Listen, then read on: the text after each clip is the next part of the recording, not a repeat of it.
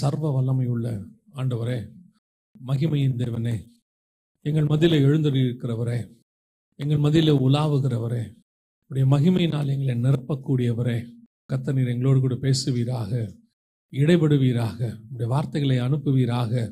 ஆண்டவரே, உம்முடைய வார்த்தைகள் எங்களுடைய ஆவி ஆத்மா சரீரத்துக்கு ஆண்டவரே பலனுள்ளதாய் மாறுவதாக. இன்னும் நாங்கள் உம்மை கிட்டி நெருங்கி சேர ஆண்டவரே, எங்கள் ஆவிக்குரிய வாழ்க்கையில இன்னும் நாங்கள் தேர்ச்சி அடைய, வளர்ச்சி அடைய உடைய வார்த்தைகளை அனுப்பும்படி நாங்கள் செபிக்கிறோம். வார்த்தைகள் ஜனங்களுக்குள்ளே கடந்து போகட்டும் ஆண்டவரே, அவர்கள் இருதயங்களுக்குள்ளே ஊடுருவட்டும். நீர் பேசும், நீர் இடைபடும். எங்கள் ஆண்டவர் இயேசு கிறிஸ்துவின் நாமத்தில் பிதாவே, அல்லேலூயா. கொரிந்தியர் நிருபம் 2வது நிருபம் 3ஆம் அதிகாரம் 18வது வசனம் சொல்லுகிறது, நாம் எல்லாரும் திறந்த முகமாய் கர்த்தருடைய மகிமையை கண்ணாடியிலே காண்கிறது போல கண்டு ஆவியாயிருக்கிற கர்த்தரால் அந்த சாயலாக தானே மகிமையின் மேல் மகிமை அடைந்து மறுரூபப்படுகிறோம்.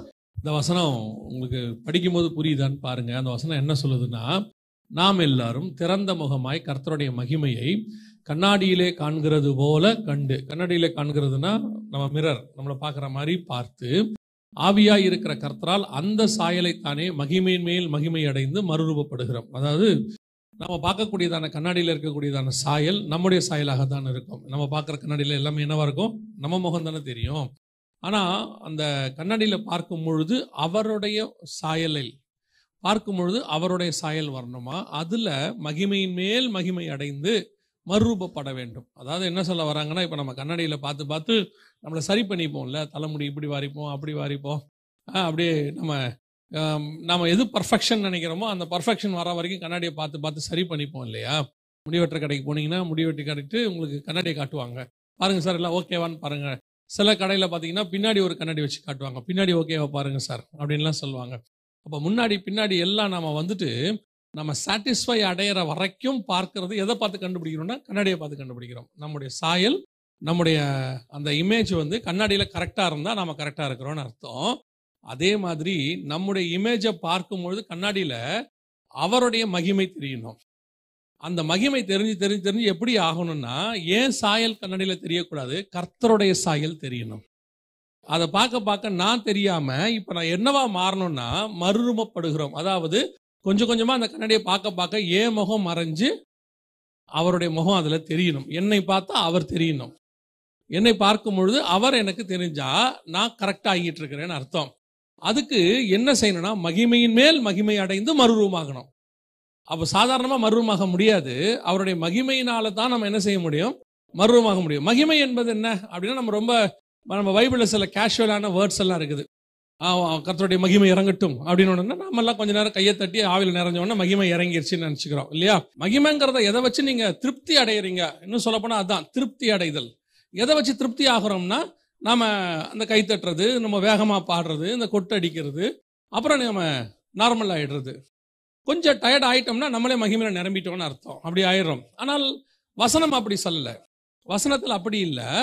இன்னும் சொல்ல போனா, அன்னைக்கு அது 120 பேர் மேல அபிஷேகம் ஊத்துச்சு இல்லையா? அவங்க எல்லாம் அந்நிய பாஷை பேசினாங்கல்ல, அங்க ட்ரம் அடிச்சாங்கன்னே இல்லை.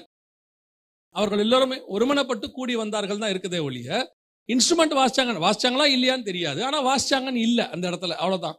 அப்போ ஒவ்வொரு வாட்டியும் அவங்க இன்ஸ்ட்ருமெண்ட்ல வாசிச்சு கொட்டடிச்சு தான் மகிமை இறங்கச்சானா அப்படியும் இல்லை. இப்போ நீங்க சிறைச்சாலையில கட்டி போட்டாங்க, பவுலும் சீலாவையும் கட்டி போட்டாங்க, நம்ம எல்லாருக்கும் தெரியும். தொழுமரத்துல கையை கட்டி போட்டான், காலை கட்டி போட்டான். இப்போ அடிக்கிறாங்க, அடிச்சு போட்டாங்க. அந்த நேரத்தில் அவங்க கர்த்தரை துதித்து பாடினார்கள்னு இருக்கு. அவனுக்கு என்ன இன்ஸ்ட்ருமெண்ட் இருந்திருக்கும்? ஒரு இன்ஸ்ட்ருமெண்ட்டும் கிடையாது. ஆனா வசனம் சொல்லுது, சிறைச்சாலையின் கதவுகள் திறந்தன, அசைஞ்சிச்சு அந்த இடமே. அப்போ அப்படிப்பட்டதான ஒரு ரிவைவல், அதுக்கு பேர் தான் ரிவைவல். அப்படி ஒரு காரியம் நடக்குது. அதுக்கு இன்ஸ்ட்ருமெண்ட் தேவைப்படலை. நான் இன்ஸ்ட்ருமெண்ட் வேணான்ற இடத்துக்கு வரல. இன்ஸ்ட்ருமெண்ட் இருந்தாலும் இல்லாவிட்டாலும் மகிமை என்பது வேறு. அது என்னன்னு கேட்டீங்கன்னா, அந்த வெளியே நீங்க ஒரு ஃபுல்ஃபில்மெண்ட்னு ஒன்று நினைக்கிறீங்க இல்லையா, அது அல்ல. மகிமையின் மேல் மகிமை அடைந்து மறுரூபப்படுகிறோம். எந்த மறுரூபப்படுறோம்? கிறிஸ்துவின் ரூபத்திற்கு நாம் மறுரூபப்படுகிறோம். அவருடைய சாயலுக்கு நம்ம என்னவாய் மாறுகிறோம்? மறுரூபப்படுகிறோம். அந்த மறுரூபப்படுறத நம்ம எப்படி பார்க்க முடியும்னு கேட்டீங்கன்னா, எப்படி கண்ணாடியில பார்த்தா என் முகம் தெரியுதோ அதே மாதிரி என்ன பார்த்தா கிறிஸ்து தெரியணும். கிறிஸ்து தெரிந்தால் நான் மறுரூபப்படுகிறேன் என்று அர்த்தம். பொதுவாக நாம எல்லாருமே நம்மளை காட்டுறது தான் நம்ம ரொம்ப விருப்பப்படுவோம் இல்லையா? நம்மளை காட்டுறதா நம்ம என்ன நினைக்கிறோம்? ஆசைப்படுறோம். அதுல நமக்கு என்ன ஒரு சந்தோஷம் வருது, என்ன மாதிரியே என் பிள்ளை இருக்குதுங்கிறதுல என்ன இருக்குது, ஒரு சந்தோஷம் வருது. இது போக போக படிப்படியா மாற மாற மாற சுபாவங்கள் அதே மாதிரி வருது, உள்ளுக்குள்ள இருக்கிற சுபாவங்கள் அதே மாதிரி வருது, அப்புறம் சாப்பிட்ற சுபாவம் வருது, கோபம் வருது, எல்லாமே வருது. அப்ப நம்ம ஒரு இடத்துல போகும்போது அப்படியே நம்முடைய சாயல் நம்ம பிள்ளையா இருக்கும்போது நமக்கு ஒரு சந்தோஷம் வருகிறது இல்லையா? ஆனா ஆண்டவர் என்ன சொல்றாரு, நீ ஒரு காலகட்டத்தில் வரைக்கும் உன்னுடைய சாயல்ல உன் பிள்ளை இருக்கிறது உனக்கு சந்தோஷம் தான், உண்மைதான், அதுல எந்த மாற்று கருத்தும் இல்லை. ஆண்டவர் ஆதாமை படைக்கும் போது என்ன படைச்சாரு, தேவ சாயலாகவும் தேவ ரூபத்தின்படியும் படைச்சார். ஆனா ஆதாமுக்கு பிள்ளை பிறந்தபோது எப்படி பிறந்துச்சான், ஆதாம் தன் சாயலாய் ஒரு குமாரனை பெற்று, அப்படித்தானே இருக்குது. இப்ப தேவ சாயலாய் இல்ல, இப்ப என்ன சாயலாய், ஆதாமுடைய சாயல்ல ஒரு குமாரனை பெற்று அப்படின்னு வசனம் சொல்லுது. அப்ப நமக்கு இந்த சாயல் வரதுல ஒரு சந்தோஷம் இருக்குல்ல. ஆனா ஆண்டவர் என்ன சொல்றாரு, இந்த சாயல், உன்னை பார்த்தா உங்க அப்பா தெரிகிறாரு, உன்னை பார்த்தா உங்க அம்மா தெரியுறாங்க, உன்னை பார்த்தா உங்க தாத்தா தெரிகிறாரு, இது போய் ஒரு நாள் உன்னை பார்த்தால் கிறிஸ்து தெரிய வேண்டும். நான் இதுலயே இன்னும் திருப்தி ஆகிறேன், இது இருக்கணும்னு நினைக்கிறேன், என் பிள்ளை என்ன மாதிரியே இருக்கணும்னு நான் நினைக்கிறேன். ஆண்டவர் சொல்றாரு, இல்ல உன்ன மாதிரி உன் பிள்ளை இருக்கக்கூடாது, என்ன மாதிரி இருக்கணுங்கிறார். நீயும் என்ன மாதிரி இருக்கணும், அப்போ உன் பிள்ளையும் என்ன மாதிரி இருக்கணும். அப்ப இது ஆகிறதுங்கிறது ஏதோ ஒரு நாள் ப்ராசஸ் இல்ல, ஒரே நாள்ல மறுரூபமாக மாட்டோம். வசனம் சொல்லுது, ஒரு இமைப்பொழுதிலே ஒரு நிமிஷத்துல நான் மறுரூபமாக்கப்படுவோம் அப்படின்னு நாம என்ன நினைச்சுக்கிறோம், நம்ம இப்படியே இருந்துகிட்டே இருப்போம், ஒரு நாள் ஆண்டவர் வரும்போது நம்ம என்னவாயிடுவோம், அப்படியே மேஜிக்ல டக்குன்னு மாறி மறுரூபம் ஆயிரும். அப்படி ஆக மாட்டோம். இந்த வசனம் என்ன சொல்லுது, இப்ப நீங்க வாசிச்ச வசனம் 2 கொரிந்தியர் 3:18 என்ன சொல்லுது, நாம் எல்லாரும், அந்த வசனம் அப்படியே சொல்லுது பாருங்க, மகிமையின் மேல் மகிமை அடைந்து மறுரூபப்படுகிறோம். இது ஒரு ப்ராசஸ், ஒரு நாள்ல நடக்கிற விஷயம் கிடையாது, இமிடியேட்டா ஒரே நாள்ல மாறிடாது. அது ஒரு ப்ராசஸ். எப்படி குழந்தை பிறந்து தகப்பன் சாயலோ தாயின் சாயலோ வர்றதுக்கு சில வாரங்கள், சில மாதங்கள், சில வருஷங்கள் பிடிக்கிறதோ, அதே மாதிரி கிறிஸ்துவின் சாயலை நான் அடைவதற்கு சில நாட்கள் ஆகிறது, சில வருஷங்கள் ஆகிறது, அல்லது சில காலங்கள் பிடிக்கிறது. எப்படி வருது, நான் மறுரூபப்படணும், மறுரூபப்படுகிறோம்.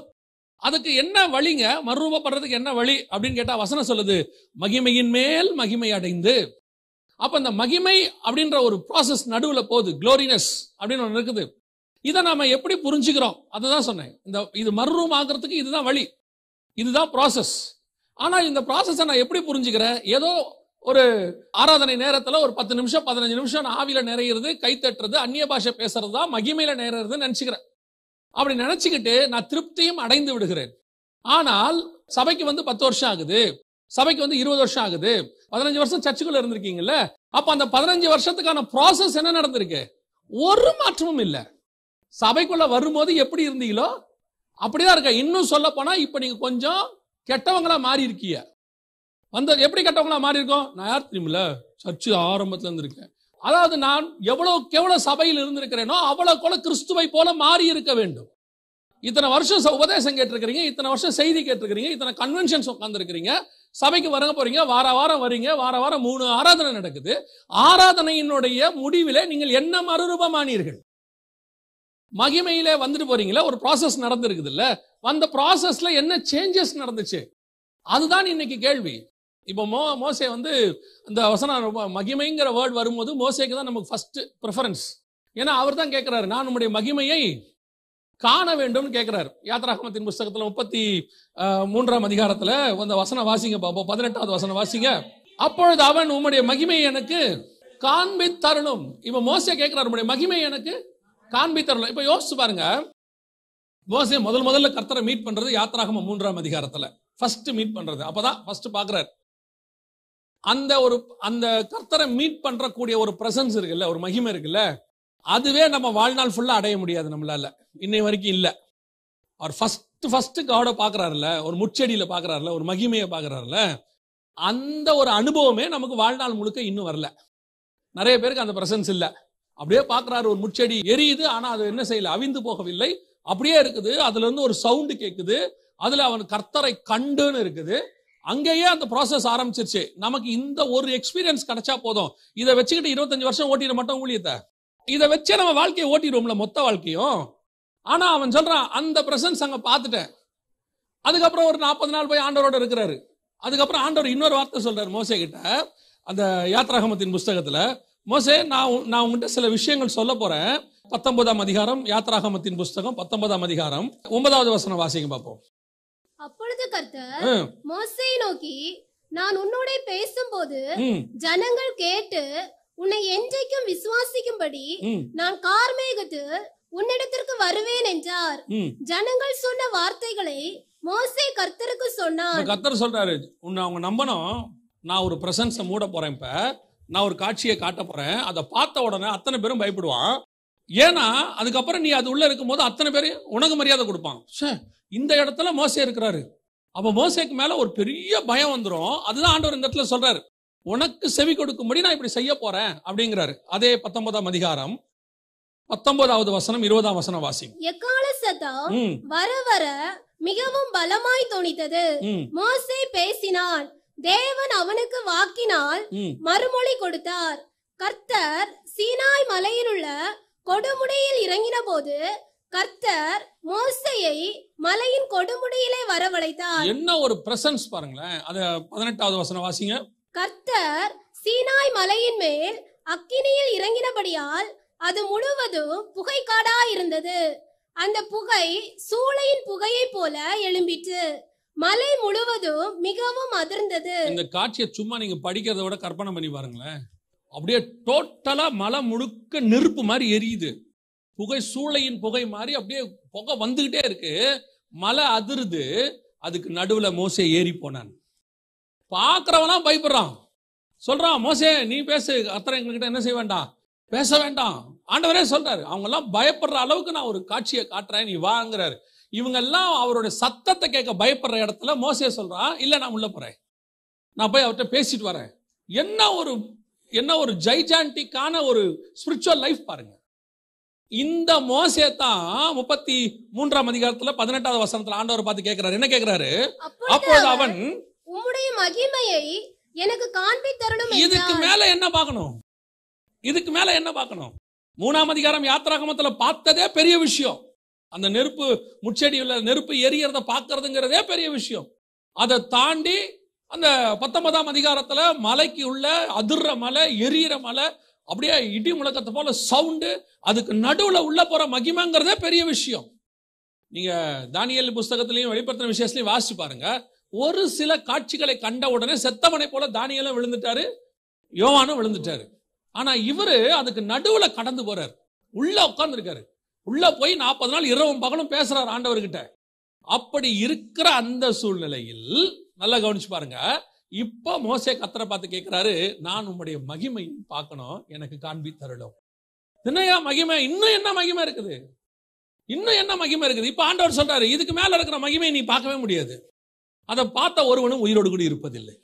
நான் எக்ஸ்ட்ரீம் லெவல் உனக்கு என்ன செஞ்சுட்டேன், காட்டிட்டேன். இதுக்கு மேல ஒண்ணு இருக்கு, ஆனா அதை பார்த்தவன் எவனும் உயிரோடு கூட இருக்க முடியாது. ஆனா வேற வழி இல்லை, நீ என்னை கேட்டுட்ட.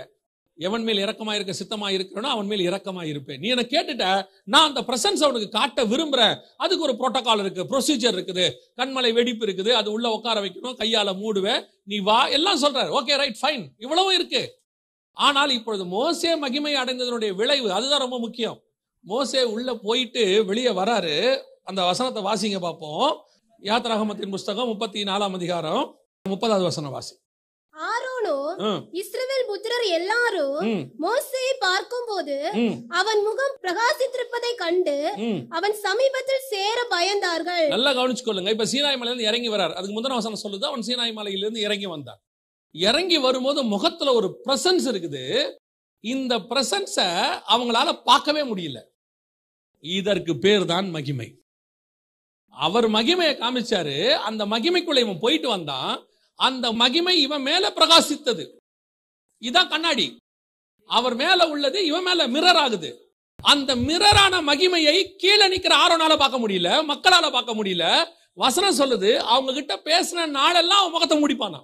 அது பின்னாடி இருக்கு பாருங்க. யாத்திராகமத்தின் புஸ்தகம் 34ஆம் அதிகாரம் 33வது வசனம் வாசி. மோசே அவர்களோட பேசி முடியும் அளவும் தன் முகத்தின் மேல் முக்காடு போட்டிருந்தான். 35வது வசனம். இஸ்ரவேல் புத்திரர் அவன் முகம் பிரகாசித்திருப்பதை கண்டார்கள். மோசே அவரோட பேசும்படிக்கு உள்ளே பிரவேசிக்கும் வரைக்கும் முக்காட்டை திரும்ப தன் முகத்தின் மேல் போட்டுக் கொள்வான். என்ன சொல்லுதுன்னா, அந்த பிரசன்ஸ்குள்ள போகும்போது முக்காட்டை எடுத்துருவானாமா. அந்த ஆசாரிப்பு கூடாரத்துக்குள்ள போகும்போது, சீனாய் மலைக்குள்ள போகும்போது அந்த முக்காட்டை எடுத்துருவானாமா. அவருடைய பிரசன்ஸ் வருமா. ஆனா வெளியே வரும்போது முக்காடு போட்டுப்பானா. ஏன்னா இவங்களால அவனை பார்க்க முடியாது. அந்த பிரசன்ஸ் இவங்க மேல மிரர் ஆகுது. அவருடைய மகிமை இவன் மேல் வீசுகிறது. இதுதான் மகிமையின் மேல் மகிமை அடைகிற சுபாவம். கொஞ்சம் கொஞ்சமா ஆகி ஒரு நாள் மோசேயை பார்க்க முடியல, மகிமை மட்டும் தெரியுது. ஆனா என்ன ஆச்சரியம்னா, இந்த விஷயம் மோசேக்கு தெரியலன்னு இருக்கு. இங்க பாருங்க, அதே 34ஆம் அதிகாரத்துல 29வது வசனத்தை வாசிங்க. மோசே சாட்சி பலகைகள் இரண்டையும் தன் கையில் எடுத்துக்கொண்டு சீனாய் மலையிலிருந்து இறங்குகிற போது தன்னோட அவர் பேசினதினாலே தன் முகம் பிரகாசித்திருப்பதை அவன் அறியாதிருந்தான். இதுதான் பிரகாசத்தினுடைய இம்பார்ட்டன்ஸ். எனக்கு தெரியல, அவருடைய மகிமை என் மேல இருக்கிறது எனக்கு தெரியல. ஆனா என்னை சுத்தி இருக்கிற அத்தனை பேருக்கும் தெரியுது. அத்தனை பேரும் என் முகத்தை பார்க்க முடியாம இருக்கிறாங்க. ஆனால் அந்த முகத்தை நான் அவரோடு கூட இருக்கும் பொழுது அது என் மேல் பிரகாசித்தது. நான் அங்கிருந்து வாங்கிட்டு வரேன், அந்த பிரசன்ஸ் என் மேல வருது. நான் எந்த மகிமையை பார்த்தேன்? முச்செடி மகிமையை பார்த்தேன், மலை மேல உள்ள மகிமையை பார்த்தேன். இப்ப நான் எந்த மகிமையை பார்த்திருக்கேன் தெரியுமா? யாருமே பார்க்க கூடாத மகிமையை பார்க்கிறேன். பார்க்கும்பொழுது என் முகம் மறுரூபமாகிறது. என் முகத்தை யாருமே பார்க்க முடியாத அளவுக்கு என் முகத்தில் ஒரு பிரகாசம் வந்து விட்டது. இதுதான் மகிமையின் மேல் மகிமை அடைந்து மறுரூபப்படுகிறோம் என்பதற்கான அந்த வசனத்தினுடைய அடிப்படை. இன்னைக்கு நம்முடைய ஸ்பிரிச்சுவாலிட்டி அந்த இடத்துல இருக்குதா? அப்படி ஒரு ஸ்பிரிச்சுவல் லைஃப் நாம வாழ்றோமா? நான் வாரத்துக்கு ஒரு நாள் சர்ச்சில் வந்து 2 மணி நேரம் உட்காந்துட்டு போயிட்டா என்னுடைய ஆவிக்குரிய கடமை முடிஞ்சிருச்சுன்னு நினைக்கிறோம். ஆனால் நான் கிறிஸ்து வரும்போது மறுரூபமாக்கப்பட்டு 1 தெசலோனிக்கர் 4:16-17 சொல்லுது, மறுரூபமாக்கப்பட்டு நான் அவரோடு கூட இருக்கணும். என்றென்றைக்கும் அவரோடு கூட இருக்க போகிறேன். அப்படி என்றென்றைக்கும் அவரோடு கூட இருக்க வேண்டிய நான் அந்த ப்ராசஸை ஸ்டார்ட் பண்ணிட்டேனா? இன்னும் தெரிஞ்சுக்கொள்ளுங்க, கிறிஸ்துவின் சாயலுக்கு மறுரூபம் ஆகாமல் நீங்கள் பரலோக ராஜ்யத்தில் பிரவேசிக்க முடியாது. விசா இல்லாம எப்படி இங்க வர முடியாதோ அதே மாதிரிதான் அவருடைய விசா என்னன்னா, அவர் இப்ப நீங்க பாக்குறீங்க நிறைய ஏர்போர்ட்ல வச்சிருக்காங்க, பாத்திருக்கீங்களா? கைரேகை வச்சா தான் உள்ள வர முடியுது. சில இடத்துல போனா ஃபேஸ் ரெகக்னிஷன் சிஸ்டம் வச்சிருக்கான், அப்பதான் உள்ள வர்றது. அதே மாதிரி தான் பரலோகத்துல நுழையணும்னு சொன்னா நம்முடைய ஃபேஸ் ரெகக்னிஷன் சிஸ்டம் ஒன்று இருக்குது. இதுல கிறிஸ்துவின் சாயல் தெரியணும். ஏன்னா பரலோகத்தில் இருக்கிற எல்லாம் அவர் சாயலில் படைக்கப்பட்டிருக்கிறது. சகலமும் அவராலே அவருக்காக உண்டாக்கப்பட்டிருக்கிறது. நல்லா தெரிஞ்சுக்கொள்ளுங்க, பூமிக்குரிய சாயலில் படைக்கப்பட்ட நீங்களும் நானும் மறுரூபமாகி கிறிஸ்துவின் சாயலுக்கு ஒப்பாய் மாறினால் தான் அங்கே பிரவேசிக்க முடியும். அப்படிதான் பைபிள் சொல்லுது. இயேசுநாதரா உள்ள போல, இயேசுநாதரா என்ன செய்யல? மறுரூபம் ஆகி தான் உள்ள போயிருக்கிறாரு. அப்படிதானே சொல்லுது. அவர் உயிர் தெழுந்த பிறகு என்ன ஆயிட்டாரு? மறுரூபம் ஆகிட்டாரு. அப்ப இனி நாங்கள் கிறிஸ்துவையே மாம்சத்தின்படி அறியோம். அப்ப நான் எப்படி இருந்தா உள்ள போக முடியும்? அப்ப நான் மகிமையின் மேல் மகிமை அடைகிற ப்ராசஸ் ஸ்டார்ட் பண்ணிட்டேனா? ஏன்னா இந்த மகிமையின் மேல் மகிமை அடைய அடைய அடைய அடைய நான் ஒரு நாள் கிறிஸ்துவின் சாயலுக்கு ஒப்பாய் மாறிடுவேன். என் மேல ஒரு மகிமையின் பிரகாசம் வீசும். அவங்களுக்கு பிரகாசிக்குது. அது பிரகாசம் என்னன்னு தெரியல. புதிய ஏற்பாட்டில் அந்த பிரகாசம் தான் கிறிஸ்து. மோசே மேல வீசின பிரகாசம் இருக்குது, அது கிறிஸ்து. அவங்கள பொறுத்த வரைக்கும் அது பிரகாசம். ஏன்னா அவங்களுக்கு பிரகாசத்தினுடைய வெளிப்பாடு கிடையாது. இப்போ பழைய ஏற்பாட்டில் இருக்க ஒவ்வொன்றுத்துக்கும் புதிய ஏற்பாட்டில் வெளிப்பாடு உண்டு. இப்போ யாக்கோபு வந்து ஏணியை பார்க்கிறாரு. ஒரு ஏணி வைக்கப்பட்டிருந்தது. ஏணி எதை குறிக்குது? புதிய ஏற்பாட்டில் இயேசுவை குறிக்கிறது. யோவான் 1ஆம் அதிகாரத்தில் கடைசி வசனத்தில் வாசிக்கும் பொழுது மனுஷகுமாரன் மேல் தேவ தூதர்கள் ஏறுகிறதையும் இறங்குகிறதையும் கண்டார்கள். அவன் பார்த்த ஏணியோட விளக்கம் என்ன? இயேசு கிறிஸ்து. இதே மாதிரி ஒவ்வொன்றுத்துக்கு பின்னாடி யார் இருப்பா? இயேசு கிறிஸ்து இருப்பாரு. அங்க இருக்கிற சமூகத்து அப்பம்னா என்ன, மேஜனா என்ன, விளக்குனா என்ன, குத்து விளக்குனா என்ன, உடன்படிக்கை பெட்டினா என்ன, ஒவ்வொன்றுத்துக்கும் விளக்கம் இருக்கு புதிய ஏற்பாட்டில். அப்ப தேவனுடைய பிரகாசம் பிரகாசித்தது. இப்போ வெளிப்படுத்தின விசேஷம் 21ஆம் அதிகாரம் வாசி பாருங்க. நகரத்திற்கு வெளிச்சம் கொடுக்க அங்கே சூரியனும் சந்திரனும் வேண்டுவதில்லை, தேவனுடைய மகிமையே அதை பிரகாசித்தது, ஆட்டுக்குட்டியானவரே அதற்கு விளக்கு. அப்ப தேவனுடைய மகிமை என்ன செய்து பிரகாசிக்குது. அந்த பிரகாசம் யாரு? இயேசு கிறிஸ்து. அப்போ மோசையின் முகத்தில் இருந்த பிரகாசம் எதை குறிக்குது? இயேசுவை குறிக்குது. அப்ப இயேசுவோட 40 நாள் இருந்துட்டு வெளியே வரும்போது அவருடைய பிரகாசம், தேவனுடைய பிரகாசம், இயேசுவின் சாயல் முகத்துல இருக்கு. அவங்களுக்கு அது தெரியல, இஸ்ரவேல் ஜனங்களுக்கு தெரியல. நமக்கு தெரியுது புதிய ஏற்பாட்டுல தேவனுடைய மகிமைனா என்னன்னு. அப்ப இன்னைக்கு எனக்கு அந்த சாயல் இருக்கா? வந்துருச்சா? கொஞ்சமாவது மாறுதா? நான் அந்த மகிமையின் பிரகாசத்துக்குள்ளே நுழையிறேன்னா? 20 வருஷம் ஆச்சு, இன்னும் என் சாயல் மாறவே இல்லை. நான் சொல்றது வெளியரங்கமான சாயல் இல்லை. பில்லிகரகம் ஐயா வந்து இறந்துட்டாங்க, இப்ப இல்ல, உங்க எல்லாருக்கும் தெரியும். அவரும் அவர் மனைவியும் ஒரு ரிசர்ச் பண்ணியிருக்கிறாங்க, இருக்கு, நீங்க போய் பார்க்கலாம். அவங்க வந்து என்ன பண்ணிருக்காங்க, ஒரு 25 வருஷத்துக்கு முன்னாடி அவங்களுக்கு தெரிஞ்சு திருமணமான தம்பதியர் அவங்கள வந்து வாட்ச் பண்ணியிருக்கிறாங்க ஒரு ரிசர்ச்காக. கிட்டத்தட்ட எத்தனையோ பேர், 50 பேரோ 100 பேரையோ அவங்க அப்படியே வாட்ச் பண்ணியிருக்காங்க 25 வருஷமா. அதாவது ஒரே வீட்டுக்குள்ள கணவனும் மனைவியும் இருந்து டெய்லி பார்க்குறவங்க. அவங்க அந்த புக் இருக்கு, நீங்க படிக்கலாம். டெய்லி பார்க்குறவங்க, டெய்லி பழகி அன்பா இருக்கிறவங்க 25 வருஷமா 30 வருஷம் கழிச்சு பார்த்தா இவங்க 2 பேர் முகமும் ஏறக்குறைய ஒரே முகமா மாறி இருக்குது. ரிசர்ச்ல ப்ரூவ் பண்ணியிருக்காங்க. ஒரே முகமா மாறி இருக்கு. அதாவது நம்ம சொல்றோம்ல, அண்ணன் தங்கச்சி ஒரு ஜாடை தெரியுதுன்னு சொல்றோம்ல, அதே மாதிரி கணவன் மனைவியோட ஜாடை மாறுதுங்கிறாங்க. அதுக்கு அவங்க என்ன காரணம் சொல்றாங்கன்னா, ஒரே வீட்டுக்குள்ள இருந்து பார்த்து பார்த்து பழகி பழகி இவங்க சாயல் அவங்களுக்கும் அவங்க சாயல் இவங்களுக்கும் வரும்போது யாரோ ஒருத்தருடைய சாயல் இன்னொருத்தருக்குள்ள பிரதிபலிக்க ஆரம்பிக்கிறது. அவங்களுக்குள்ள இருக்கிற அன்பு, அந்யோன்யம் எல்லாமே உங்களுக்கு இதெல்லாம் ஆச்சரியமாக இருக்கும். ஆனா உண்மைதான். அப்படி பண்ணும்போது 25 வருஷம் 30 வருஷம் கழிச்சு பார்த்தா 2 பேருடைய ஜாடையும் எப்படி இருக்குதா, அண்ணன் தம்பி அண்ணன் தங்கச்சி அந்த அக்கா தம்பி அந்த மாதிரி ஒரு ஜாடைக்கு ஈக்குவலா மாறுது அப்படின்னு அவங்க சொல்றாங்க. இது சயின்டிபிக்கலி ப்ரூவ் பண்றோம் அப்படின்னு அவங்க சொல்றாங்க. யோசிச்சு பாருங்க, ஒரு 25 வருஷம் 30 வருஷம் மாம்சத்தின்படி உடன் இருக்கக்கூடியவர்களுடைய சாயலே உங்கள் மேல் பிரதிபலிக்கும் என்று சொன்னால் வேற ஒண்ணும் இல்ல. நமக்கு பார்த்திருக்கீங்கன்னா, அந்த குழந்தை பிறக்கிறதுக்கு முன்னாடி கன்சீவ் ஆயிட்டாங்கன்னு தெரிஞ்சுட்டா அந்த அம்மா கட்டிலுக்கு நேரம் ஒரு குழந்தை போட்டோ ஒட்டி வச்சிருப்பாங்க. பார்த்திருக்கீங்களா? இப்ப நம்ம சொல்றோம்ல, அந்த குழந்தை போட்டோ ஒட்டி வச்சிட்டோம்னா அந்த முகம் பார்க்க பார்க்க அப்படியே அந்த குழந்தை முகம் போல வரும் அப்படின்னு சொல்றோம்ல. அதை சயின்டிபிக்கலி அவங்க என்ன சொல்றாங்கன்னா, கூடவே இருந்தாதான் அப்படி வருங்கிறாங்க. ஒரு 25 வருஷம் 2 பேர் ஒரு வீட்டுக்குள்ள ஒரு மனதோடு கூட இருந்தால் அவர்கள் முகஜாடையே மாறுமானால் 25 வருஷம் தேவனுடைய மகிமைக்குள்ள நீங்கள் வாழ்ந்திருப்பீர்கள் என்று சொன்னால் தேவனுடைய சாயல் உங்கள் மேல் வீச வேண்டியது அவசியமா இருக்கிறது. அப்ப நீங்க இருந்திருக்கிறீங்களா இல்லையாங்கிறத அது ப்ரூவ் பண்ணிரும்ல.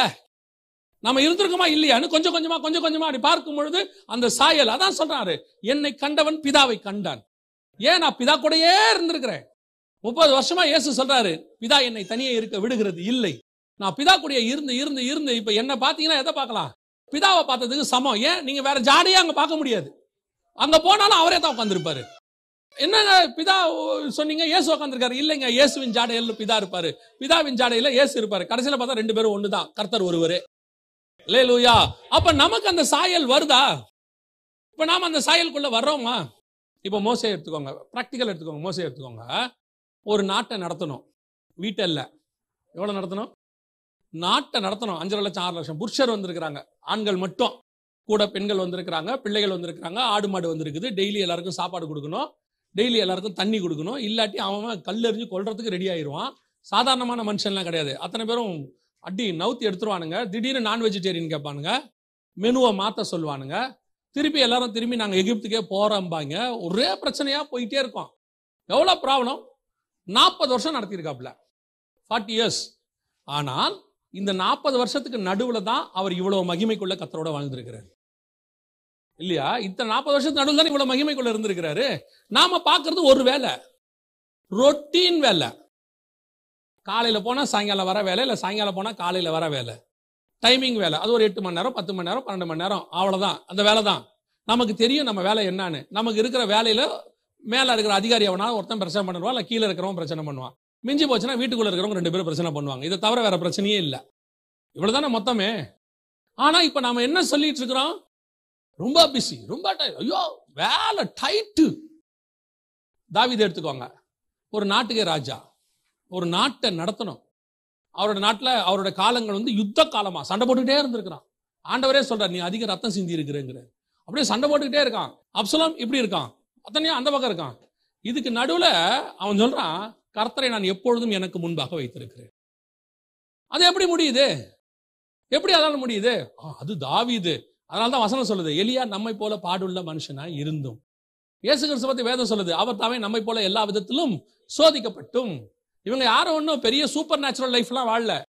நடுவில் சூப்பர் நேச்சுரலா காரியங்கள் நடந்துச்சே ஒழிய அன்றாட நம்மள மாதிரி வாழ்ந்த ஆட்கள். நான் எடுத்து பார்ப்பேன், யாக்கோபை பத்தி பார்ப்பேன். அவன் வாழ்க்கையில நம்மளை விட மோசமான கண்டிஷன் அவன். அந்த மாதிரி அவன் சும்மா இருந்தாலும் நேரம் சும்மா இருக்காது. அவனா சும்மா தான் இருந்தா ஒருத்தன் கேட்டான், அவங்க அண்ணன் எனக்கு கூழ் கிடைப்பியான்னு. இவன் கேட்டான் சேஷ்டபுத்திர பாகத்தை, அவன் தரான். தண்ட பிறகு இப்ப இவன் அவன் டென்ஷன் ஆகுறான், என் சேஷ்டபுத்திர பாகத்தை ஏமாத்திட்டு வாங்கிட்டான். அன்னில இருந்து இவன் அவனுக்கு எதிரி ஆயிட்டான். அடுத்து அவங்க அப்பா கிட்ட இவன் சும்மா தான் இருந்தான். அவங்க அம்மா கூப்பிட்டு சொன்னாங்க, போய் ஆசீர்வாதத்தை வாங்கிக்கேன்னு. அவன் அப்பயும் சொல்றான், அவர் சபிச்சுட்டா நாசமா போயிடும், நீங்க வேற சொல்லாதீங்க, அதெல்லாம் எங்கிட்ட ஒரு நான் பாத்துக்கிறேன், நீ போன்ட்டாங்க. ஆசீர்வாதத்தை வாங்கிட்டு வந்தோன்னு சொல்றாங்க, உங்க அண்ணன் உனக்கு கொல்ல போறான், ஊரை விட்டு ஓடிடுன்னு. அவன் எப்படி இருக்கும் பாருங்க, நான் பண்ணு சும்மா தானே இருந்தேன், நீங்க கூப்பிட்டு எங்க அப்பாட்ட போய் ஆசீர்வாதத்தை வாங்கினீங்க. அவரும் என்ன தடவி பார்த்து முத்தம் கொடுத்து மோந்து பார்த்து 3 டெஸ்ட் வச்சு ஏதோ வாங்கிட்டேன், எப்படியோ வாங்கிட்டேன். அவரு ஈசாக்கும் சும்மா கொடுக்கல. யார் வந்திருக்கிறது? நான் தான் குமாரன் வந்திருக்கேன். இல்லையா, குரல் யாக்கோபா இருக்கேன், கண்டுபிடிச்சிட்டாரு போலயே. என்னடா பண்றது, ஏசா குரலா இருக்குன்னு. இல்ல நான் தான் ஏசா, அப்படியா, கிட்டவா அப்படின்னாரு. தடவி பாக்குறாரு, ஆட்டுத்தோல் அந்த தடையை பார்த்தா ரோமமா பார்த்தா ஏசா மாதிரி தான் இருக்குது அப்படின்னு தாத்தா உடனே கொடுக்கல. உடனே அப்பா கொடுத்துடல. இன்னும் கொஞ்சம் கிட்ட வாங்க, கிட்ட வந்து மோந்து பாக்குறாரு. பாருங்க அந்த ஆள் எவ்வளவு பாருங்க ஆசீர்வாதத்தை கொடுக்கறதுக்கு முன்னாடி. சரி அது இப்படி இருக்கு, அவனுக்கு எவ்வளவு பக்கு பக்குன்னு இருக்கும் பாருங்க.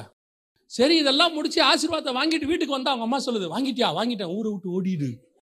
ஏன் என்னாச்சு? உங்க அண்ணனுக்கு விஷயம் தெரிஞ்சிருச்சு, உன்னை கொல்றதுக்கு வகை தேடுறான். அட என்னம்மா நான் பண்ணு சும்மா தானமா இருந்தேன், எதுக்கு இப்போ எல்லாத்தையும் விட்டுட்டு கோலும் கையுமா ஓடுறான். கோலும் கையுமா அங்க போனா அவன் மாமன் நல்லவன், ரொம்ப நல்லவர் அவரு. அவர் நிலைமை பாருங்க. ஏதோ ஆசைப்பட்டு 7 வருஷம் கல்யாணம் பண்ணிட்டு உள்ள போனா வேற அம்மா உட்காந்துருக்கு. நிலைமை யோசிச்சு பாருங்க உங்களுக்கு, இல்லையா? யோசிச்சு பாருங்க, அவன் நிலைமை யோசிச்சு பாருங்க. அங்க இருந்து 7 வருஷம் 14 வருஷம் வேலை செஞ்சு அதுக்கப்புறம் ஒரு 6 வருஷம் வேலை செஞ்சா மாமன் இருக்கிறதுல சுட்டுறதுக்கு பாக்குறான், விரட்டிக்கிட்டு வரான். அங்க இருந்து தப்பிச்சு வந்தா பசங்க 2 பேரும் போய் ஒரு பையன் அங்க இருக்கிற பையனை வெட்டி போட்டானுங்க. அங்க இருந்து தப்பிச்சு ஓடி வந்தா இவன் வாழ்நாள் முழுக்க கஷ்டம். ஆனால் யாக்கோபை போல ஒரு தீர்க்கதரிசியை உங்க லைஃப்ல நீங்க பார்க்க முடியாது. அவன் கூப்பிடுவான், பிள்ளைகளை இங்க வாங்க, கடைசி காலத்தை குறித்து நான் உங்களுக்கு சொல்லுகிறேன். என்ன ஒரு ப்ராஃபட்டிக்கல் வேர்டு தெரியுமா அந்த அதிகாரம், 49ஆம் அதிகாரம். யாரவன்? நம்மளை போல ஒரு பாடுள்ள ஒரு மனுஷன்.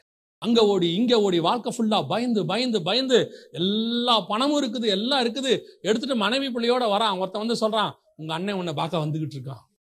நைட்டு முழுக்க தூக்கம் வரல அவனுக்கு. நைட்டு முழுக்க அவன் எவ்வளவு பயந்து இருந்தா யோசிச்சு பாருங்க. ஆண்டவரே இறங்கி வந்துடுறாரு, பயப்படாதுடா.